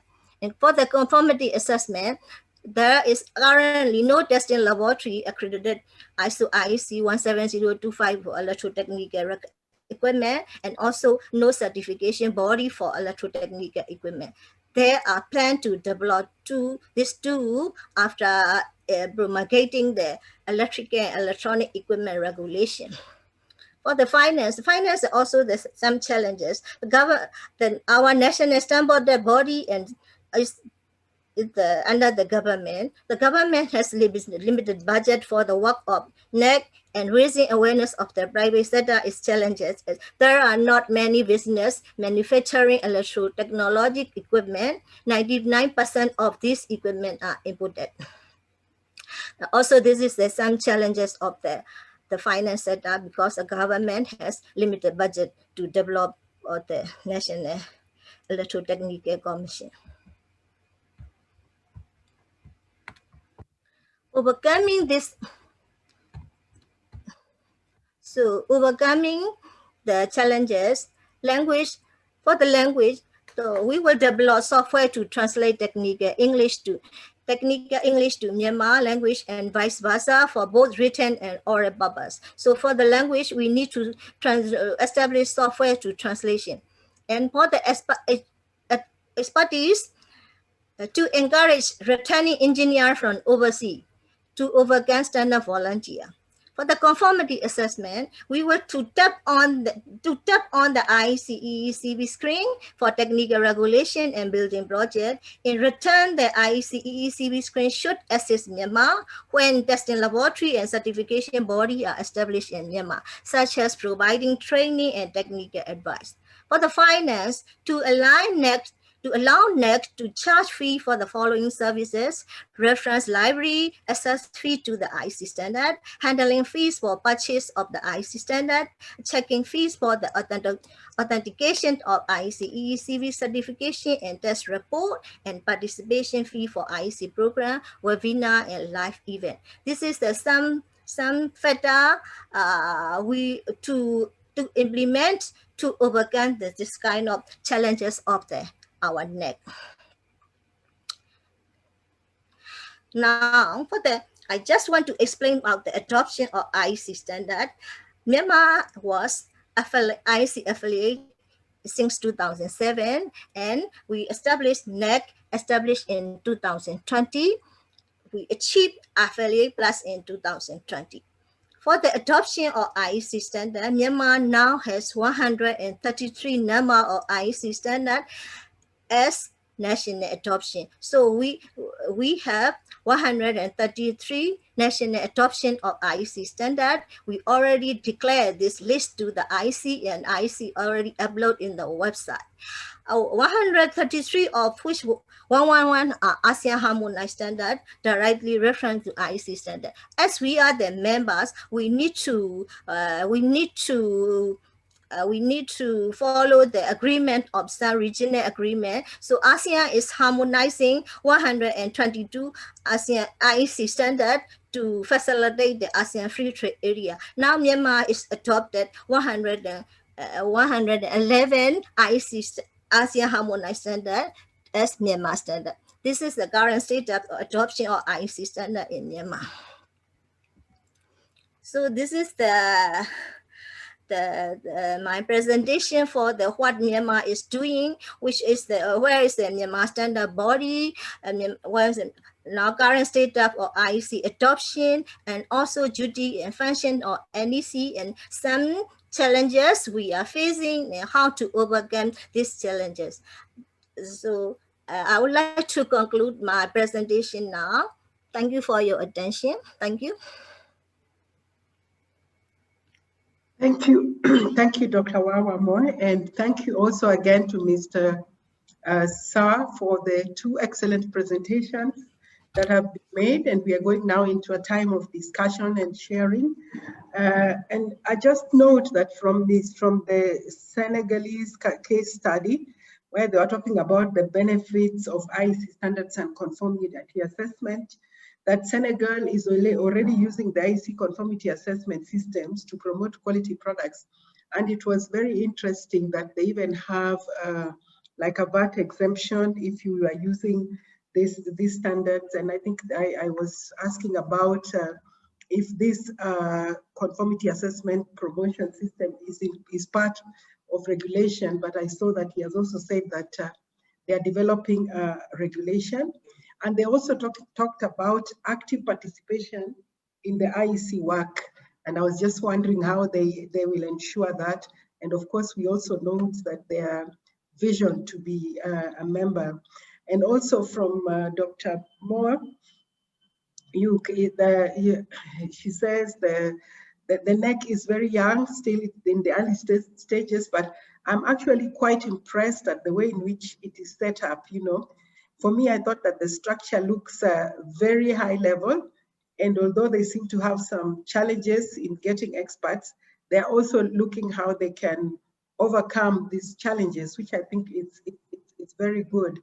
And I think this maybe we can hear from the different people what their experiences are, or if they have any questions to the two presenters.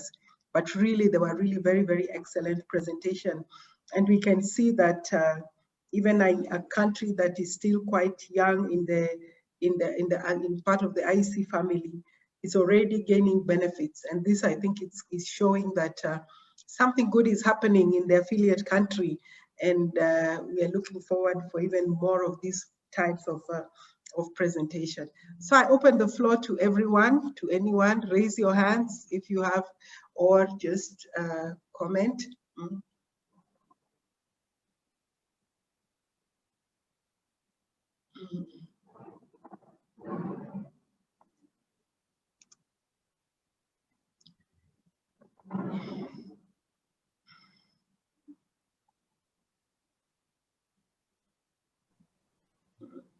Sorry, madam. Yes. Thank you very much. Okay. You want to say something? Yeah, how this is working, you know. I know you explained a little bit, but I'm just wondering what the other countries are doing, if they can comment, or if they have questions for you. I'm checking, I don't see any raised hands.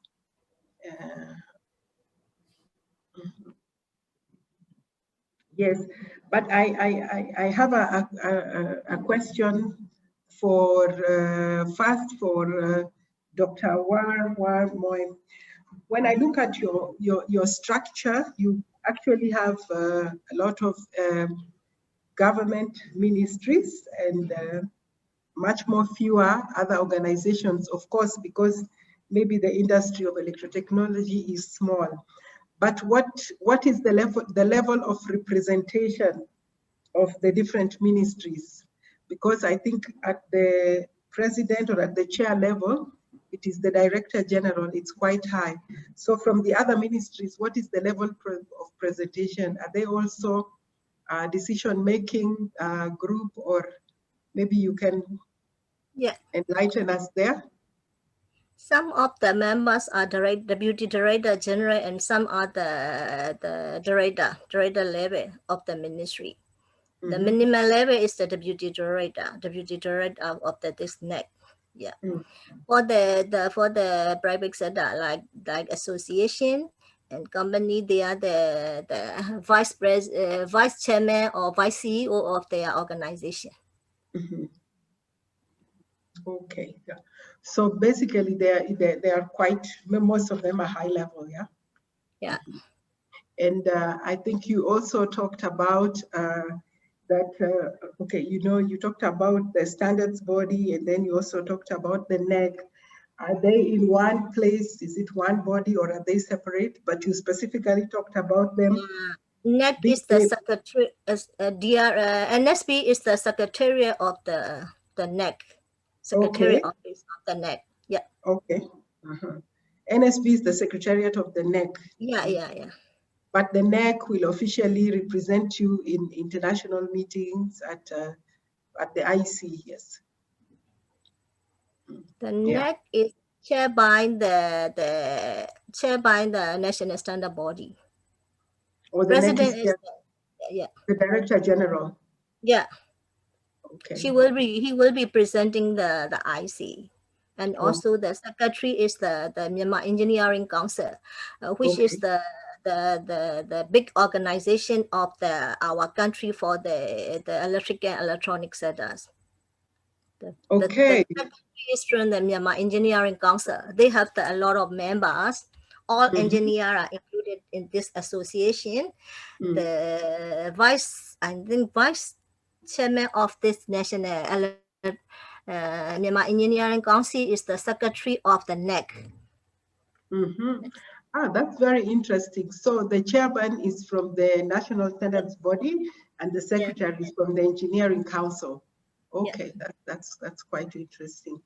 Mr. Sarr, there's a question for you from Uruguay, which it's about do you only verify the certificates, or do you also ask for the test report associated to the certificate when you recognize IEC certificates? Thank you very much. Excuse me. So the process is being set up. So for now, we haven't started taking the certification test. We are putting the website on place, and for now, what we ask is just the certification, and check the compliance with the certification online on the IC NCB. Okay, so just following up on that, there is someone also from Mongolia who is asking to Senegal, how do you integrate the IEC scheme and the national regulation? Do you incorporate? Sorry? How do you integrate the IEC scheme, the conformity assessment scheme? Yes. And the national regulation? Will you talk about it in your regulation? Yes, it's still on work because all the local companies are not following the IC. Many private and public companies has joined the IC program, but all others are not using it. So those companies who join the IC group have to make their specification while ordering some materials or while doing some job. They are preparing their documents in order to comply with the IC standard, like SENELEC, the company where I'm working. Now all those specifications have to comply with the IC standard. Okay. I hope. But the next step today is what we are working on with the Ministry of Energy is every document, for example, the tender document, before being issued on the local market, that have the visa of the national standardization. Okay. Eva? Yes. My comment, I cannot find any raised hand here on my screen, but if you want me to comment on this thing about how do you integrate the ICE scheme and national regulation, I would think that this is, of course, it would be ideal if you have that part as part of the national regulation, but there's no, there's no requirement, or it's not necessary, because the CB certificate can simply be considered as an aid, a help to how you can control your products coming into your country. So it's an add-on to have nothing, basically. So I don't think you need to have a regulation for it, although that would, of course, be nice. Thank you. Okay, thank you. Do we have any more comments? Anybody would like to share any? Leon, you may speak. I see you've raised your hand. Thanks. Yes. Thank you for the opportunity. Eva. Now, just a comment I want to make. You know, when one starts introducing standards or conformance into a country as a new concept, the only way that you'll have successful is it's got to be regulated. This is my view. This is my experience we're having, and that you need to introduce some government's support to start having the standards or conformance assessment systems in place. Thank you. Thank you for that comment. Yes. Yeah. Okay. Yeah, we have another news. Somebody called from Rwanda, Omar. He says that, from Rwanda, Omar is asking, is Senegal Regulation Authority recognizes the IEC certificates? And I believe that's what you're saying, that you are still in the process of making the regulation, but maybe you can answer with a yes or no or elaboration. Is the Senegal Regulatory Authority recognizing IEC certificates?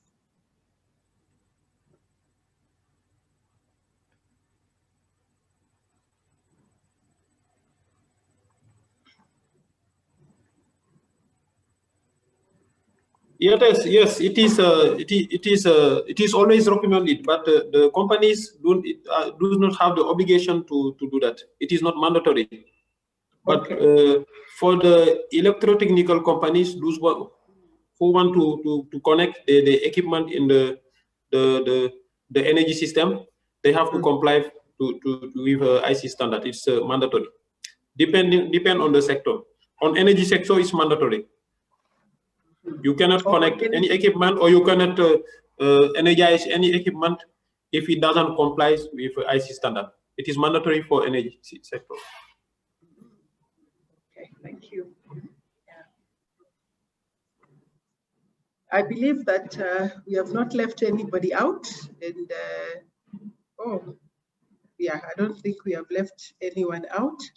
And before we go to the next presenter, I just want to make a short announcement, because we will be going to breakout rooms, and people will be assigned to different breakout rooms. And it is difficult to assign if we don't know your name and where you're from. We have someone who's, we are only seeing them as Galaxy 10, and the other one is SUHABY or something. Could you just put rename yourself so that we can know where to place you when we go to the breakout rooms? Thank you. Yeah, and once again, we want to thank Dr. Warwar Moy and Mr. Sarr for their very excellent presentation. And we see that the presentations are getting different. Now we are seeing what people are doing with the IEC, and compared to a few years ago, and we are really grateful for that, and we are happy about that.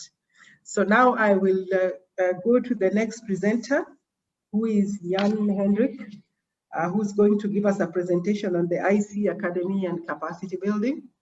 Welcome, Jan. Jan is the head of IEC Academy and capacity building, and also IEC Regional Director for the Middle East. Welcome, Jan.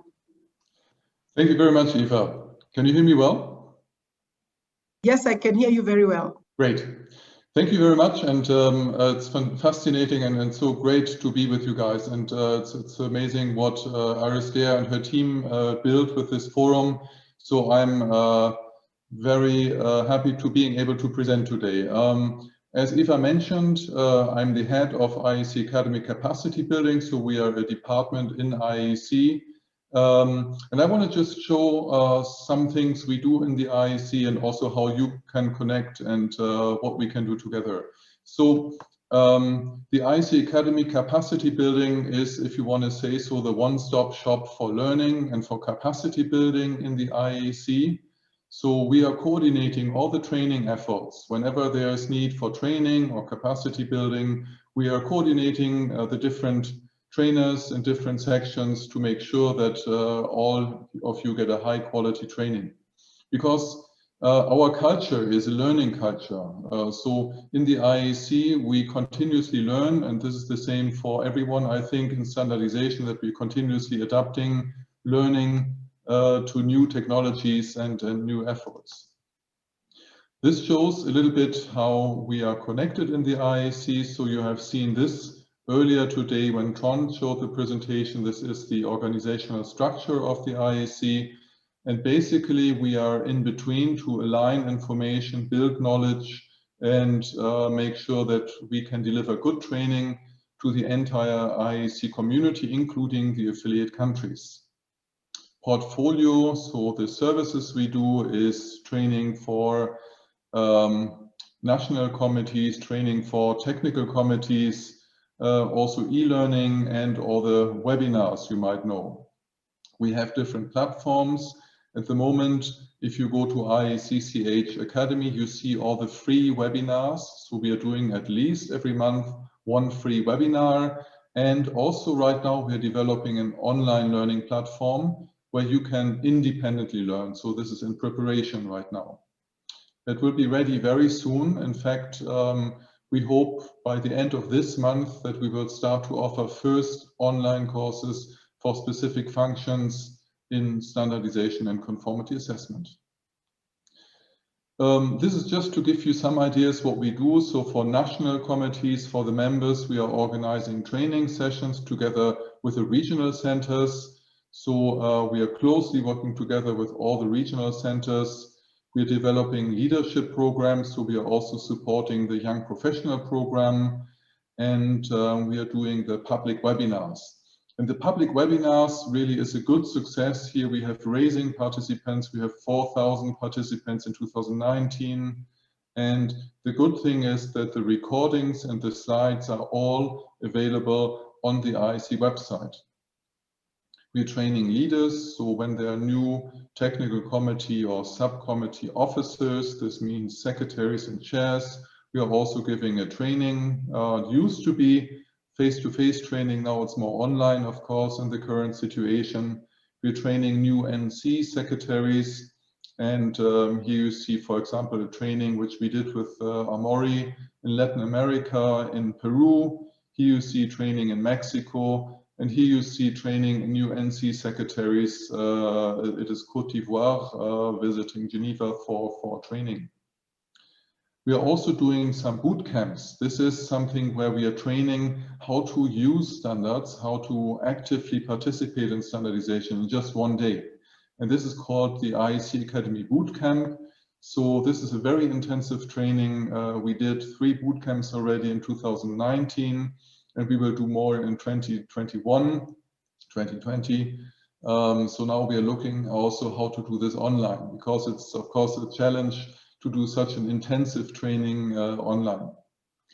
We are also giving lectures at universities in China and Germany, and now in more and more countries, because it's very important that also the academia, the students, get to know about how to participate in standardization and the advantages of standardization and conformity assessment.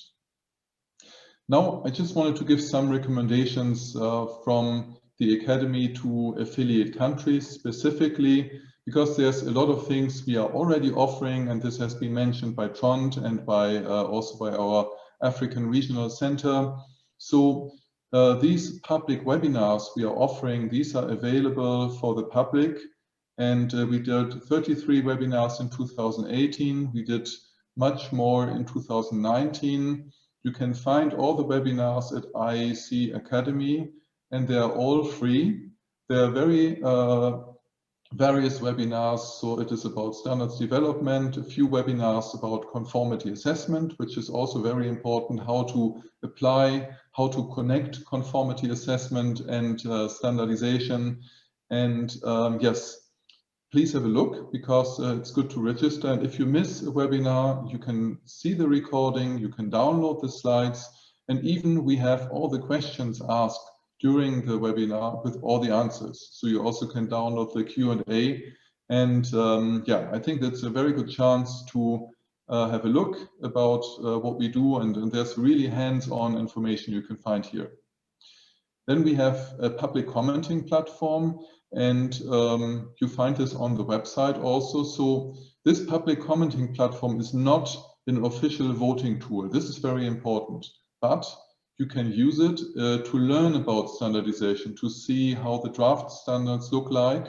And one thing which is always important is how to connect to your stakeholders in the country, specifically when you build the NEC, when you try to connect to stakeholders, when you try to convince them why is it important to participate in standardization, you can show them this portal, because they can create a profile, they can look at the draft standards, they can search for draft standards, and they can also start to give comments. So they can try to see, or they can see how important it is to actively participate.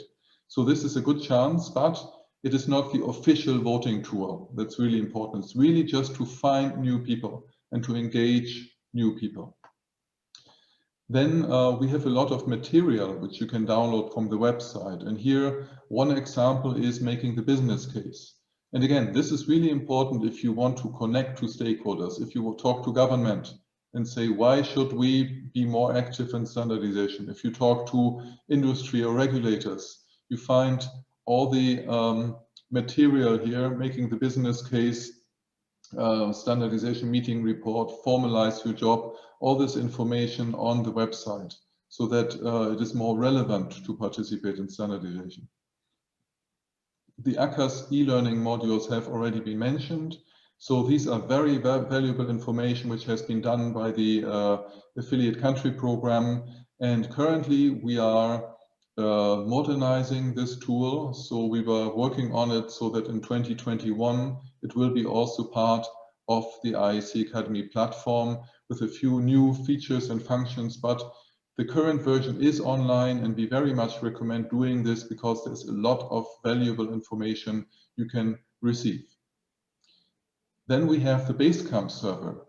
So on the Basecamp server, which has been created by our communications department, you find a lot of information. You can download presentations, you can download logos, IEC logo, you can find publications such as the white papers and presentations. So there you find a lot of free material which you can use in order to build your national electrotechnical committee. I was talking about the white papers. So whenever we start working on a new field in standardization, we are building a white paper. And the white paper has a lot of information you can use also to convince new stakeholders in your country to participate. And they can really see why is it important to participate in global energy interconnection, Internet of Things, and many other important factors, microgrids for disaster preparedness and others. So these are really very important. You can download the PDF for free and please use it. They're very valuable information. We have a basic training course already, which you can see here following the link. Of course, you will also get this presentation after the meeting. It will be made available. So this is, if you just want to know the basics about IEC, a very good presentation you can use.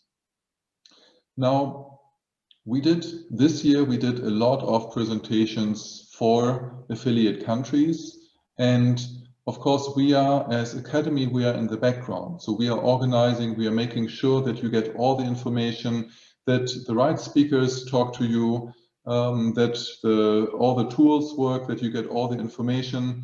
But of course, we would be nothing without our regional centers. So a great thank you to Amaury Santos from our Latin American Regional Center, and also to Eva and François from our African Regional Center, and of course to Dennis too from our Asian Pacific Regional Center. And we very closely work with them, and without them we couldn't offer all these presentations. So you can see here that the presentations we give are mainly in English. And we always have the language issue because people say, but you should do this also in our language. Now we understand that it's important. Comme ça, nous propose également des formations en français y también ofrecemos capacitación en español a través de nuestro Centro Regional Latinoamericano. But it is very important that once you learn about standardization, you need English in order to actively participate internationally. And we will help you with this. So these are all the training sessions we did this year. You see we did webinars and there are more. So we get a lot of requests. Now we have a request from one country who's preparing for conformity assessment for IEC-EE. And we are right now discussing to build a training workshop for them. And now the question is, do you need training? We can help because we have trainers for standardization, we have trainers for conformity assessment, and even we have an ambassador in conformity assessment, very experienced. Trond, you heard him today. So we can offer a lot to the affiliate country program. And what should you do if you need training? The first contact point is always the regional center. So we have in your region the regional center, and they are very experienced, as you know, and you are in contact with them. So you can ask for training. We can tell who needs to be trained. Is it just the NEC, or do you want to have more training to all experts in the country? When do you need the training? And once we have this information, we will build a training together with the regional center, and then we can deliver a fantastic workshop to a country, to a region. And all of this we of course discuss together with the team from the affiliate country program. So this was my quick presentation to you, and of course I'm happy to hear questions. I'm very happy for your interest, and this is not the end of this collaboration, but let's be at a start so we can build some great webinars in 2020 and in 2021 and upcoming years. Thank you very much.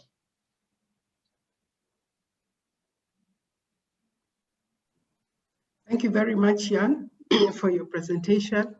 And I'm sure now you can see what are the offerings that we may have and the webinars which have taken place, and even what you can still, even if you missed something, you can still go back and find it. Isn't that right, Jan? Yeah. And with that, I'm asking if you have any questions, if you have any comments, if you have any requests. This is a good time to hear from you. Yeah.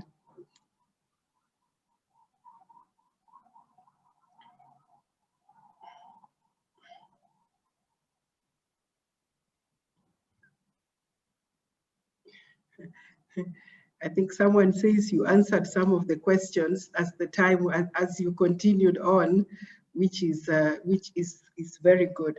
But there's another question that has come. I'm not sure it's for Jan or for who, but it says, how can the IEC standards be used in a regulatory scheme which only accepts certification marks? That is from Trinidad and Tobago.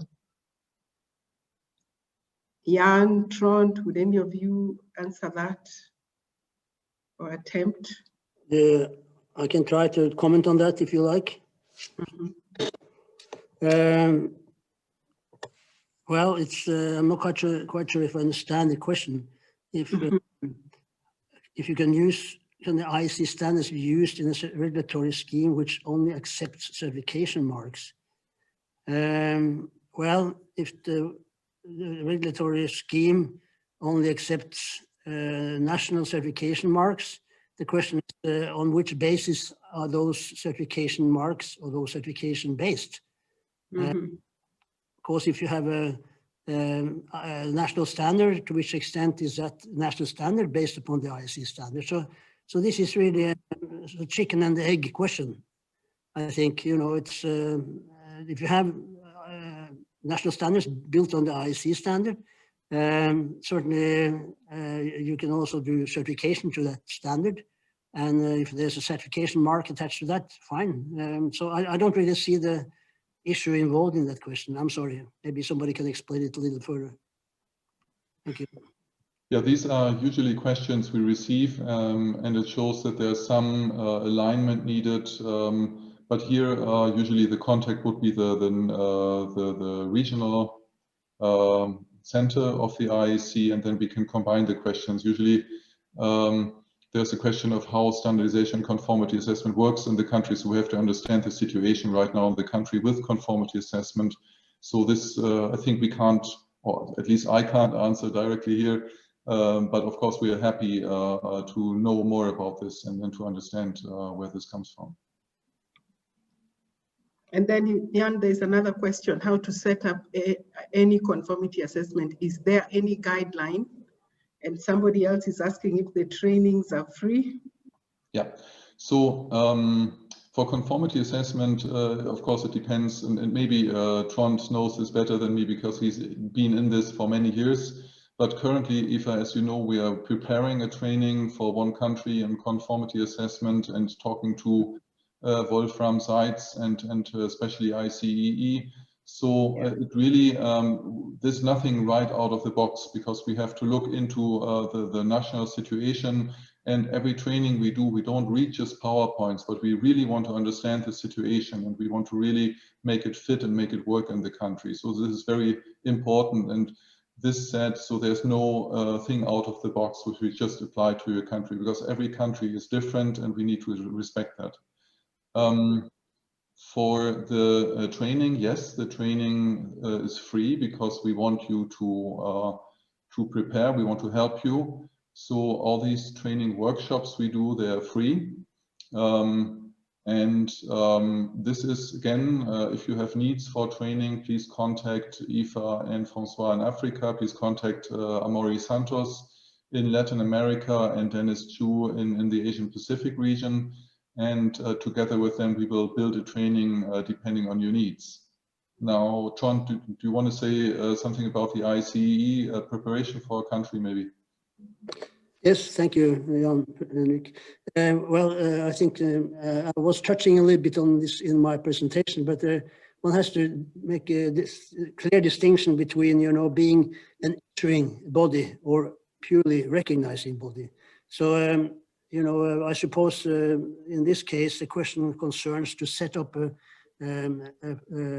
certification body for issuing certificates in that country, including then having to have a laboratory, or at least have to be associated with an accepted laboratory. Could be another country also.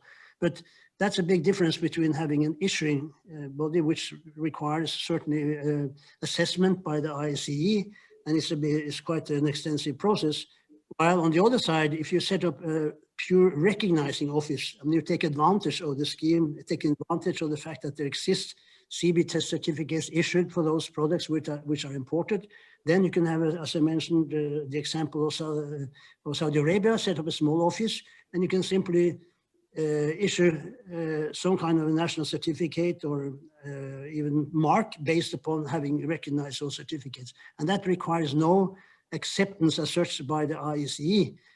Though if you want to be involved in the IEC, then also one has to sort of apply to become a member body, and there's some cost involved and so forth, but anybody can set up a recognizing certification office without having to be involved as such in the CB scheme or the IEC. Thank you. I want to add something on the question for the countries. Of course, I mentioned the regional centers, but of course we also, for the Eurasian countries, we have Ms. Antoinette Pitelot, who's responsible for, or who's the support and contact point for some of these countries, for the Russian-speaking countries. So that's also very important that we have full support to all the affiliate countries. Mm-hmm. I think there's a clarification to that question about regulatory. Did you see it? Where they say the scheme accepts international certification marks, but the real issue is that there isn't an IEC mark to certify that the product conforms to the IEC standard. Only test certificates, to my knowledge, that's what the person said. This proves to be problematic since after installation, I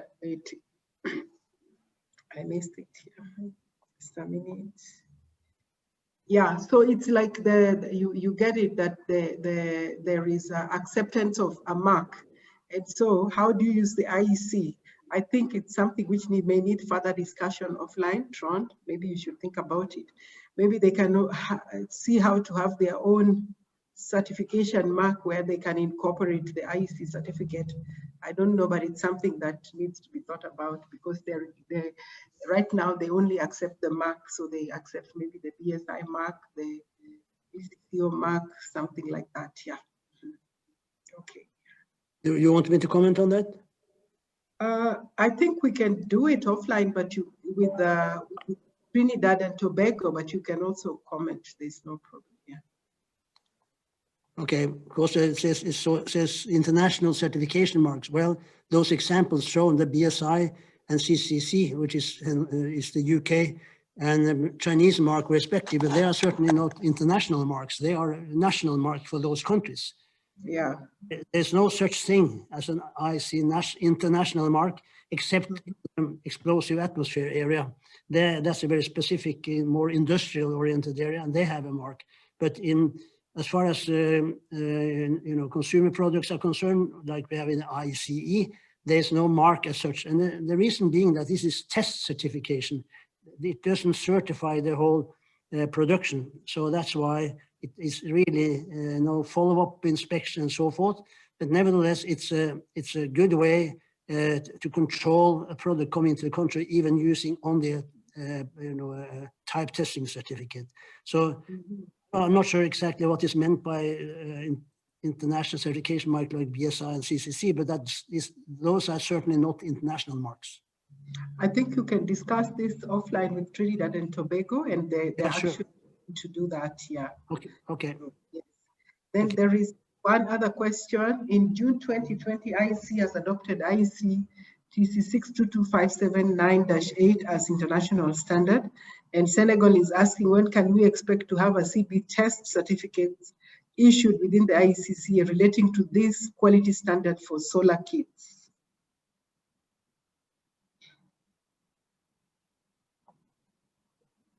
I think that one is not easy to. It depends on the products that have been requested for certification, I guess. Yeah.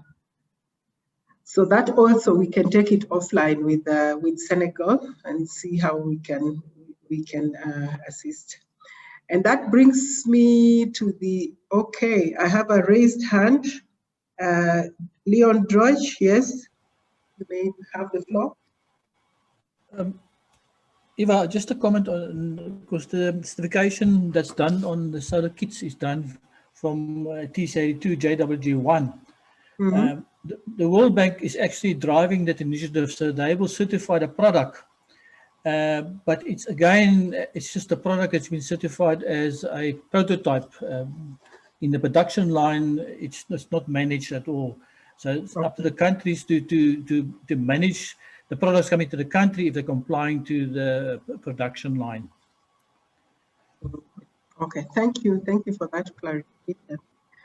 Okay, now we come to the next agenda where we are going to present our present and future affiliate leaders.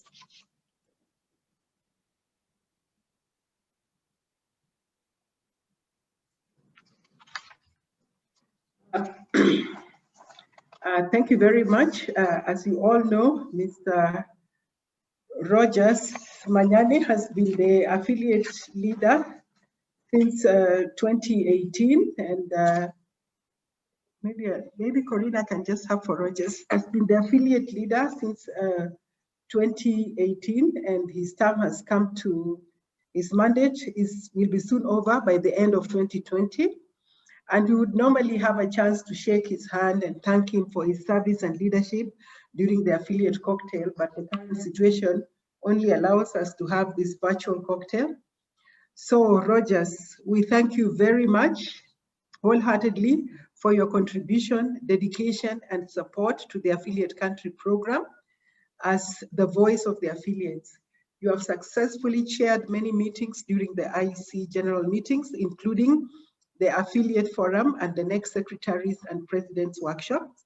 You have been a strong advocate for remote participation to meetings for the affiliates and have emphasized on the importance of the standards adoption and public commenting during your tenure. And since 2018, 3 new countries joined the affiliate country program, that is Sao Tome and Principe, Djibouti and Nicaragua, and there are now 84 countries in the program. 9 countries, Antigua and Barbuda, Burundi, Eswatini, Gabon, Jamaica, Kyrgyzstan, Mali, Myanmar, Niger, have declared adoption of the IEC international standard for the first time which has brought the number of national adoption to 8,743. As a consequence, 2 countries, Myanmar and Uzbekistan, were able to update their status to Affiliate Plus. They are now enjoying additional benefits from the program. And 7 new legs were set up: Angola, Congo, Eswatini, Myanmar, Sao Tome and Principe, St. Lucia, Uzbekistan. And so now we have 59 legs. Dear Rojas, we are confident that you will continue to be involved in the ACP through your role as chairperson of the NEC of Namibia. And on behalf of my colleagues at the IEC Central Office and the affiliate countries, it has been an honor and immense pleasure to work with you. So, dear delegates, please join me in congratulating Rojas Manyame for his successful mandate as affiliate leader and thanking him for his service. And you can applaud. That's me, but we'll have time to say a few words before I introduce the future affiliate leader. Rojas? See there, where is he? Thank you very much, Eva, for the kind words. You can hear me? Yes, I can. Okay, great. Thank you very much. I wish this was a physical meeting that the members and colleagues were having, but unfortunately, it's a remote meeting. I'm very grateful to have been given the opportunity to lead the affiliate countries for the past 3 years. These were the most enriching years of my life. I thank the affiliate secretariat for the assistance they gave me. Every time I was lost, I would contact them, and within a short time, they would assist. I also missed the well-prepared monthly reports I got from his labors. Seyun was always available whenever I needed assistance. I'm living at a time when the Secretariat is undergoing leadership change. I congratulate Ms. Kriakati for her new role as head of affiliate countries. I also thank David Hanlon for the excellent period we worked together. I would like to thank all the regional directors for their tremendous support. Africa Regional Center, that is yourself, Eva, and Mr. Ahoti. Latin America Regional Center Director, Maurice Santos, and Asia Pacific Regional Director, Dennis Cho. You were all available whenever I needed help. Please continue the good work. It was also a pleasure working with all the affiliate countries. I therefore would like to thank them for the excellent working relationship that we had to propel me to to that level. Let me conclude by congratulating my successor, Ms. Batsenkel Guracha, and wish her all the best. I am positive that she will take the program to the next level. I thank you all. And as I said, I wish this was a physical meeting and would be shaking hands and popping champagne. Thank you very much, Eva, for giving me this platform to thank all the colleagues. Great. Thank you, Rojas. And now I have the pleasure to present the new affiliate leader, probably the first, no, not the first, the second, a woman affiliate leader. And we have Ms. Batsengai Guracha, Head of Standardization and Conformity Assessment Policy Department at Mongolian Agency for Standardization and Metrology. If you have been coming to the general meetings, I'm sure you have met her, and we are glad to have you. So we would like to take this opportunity to congratulate Ms. Batsengai Guracha for her appointment as the affiliate leader. Ms. Guracha is appointed for a period of 3 years with effect from 1st January 2021. We wish you best of luck in your new role as the voice of the affiliate countries and look forward to working with you closely to progress and raise awareness in the affiliate country program and its opportunities. Welcome, Batsengai. The floor is yours for a brief statement. Thank you. Thank you, Eva. Thank you, Rojas. Good morning. Good morning, good afternoon, good evening. Are you able to hear me? Yes, yes, we can hear you very yes, well. Yes, okay. yes. Okay. Dear colleagues Yeah, we can hear and you. friends. Okay. On behalf of everyone at the forum, I would like to thank Rojas Manyame for his distinguished contribution as affiliate leader. Rojas has been collective voice of the affiliate countries in liaising with the IEC governing bodies.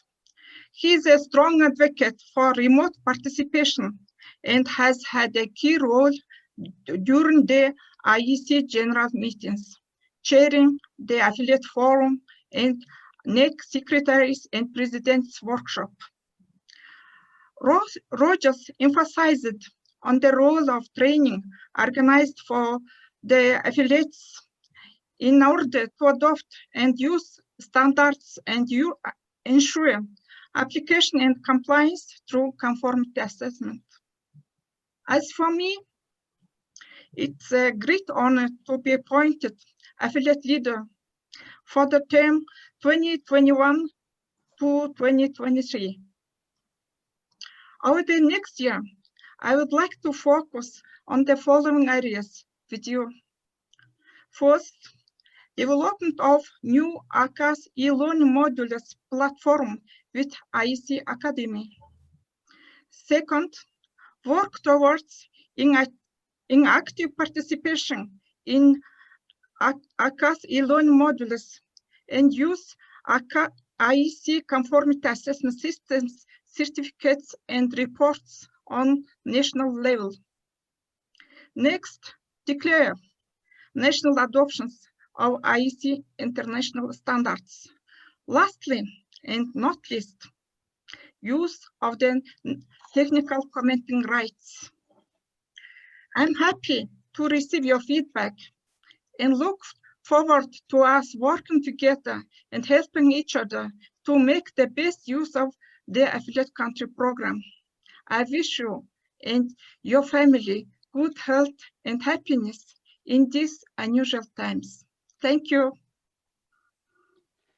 Thank you. Thank you, thank you, thank you, Barsingai. And now, before we go to our breakout session, it's time to say thank you very much for your participation, for your good attendance. It was a great meeting. The speakers made great presentations and the participation was good. And we want to thank you also very much for attending this. I think this is the most well-attended affiliate forum, maybe because it's virtual.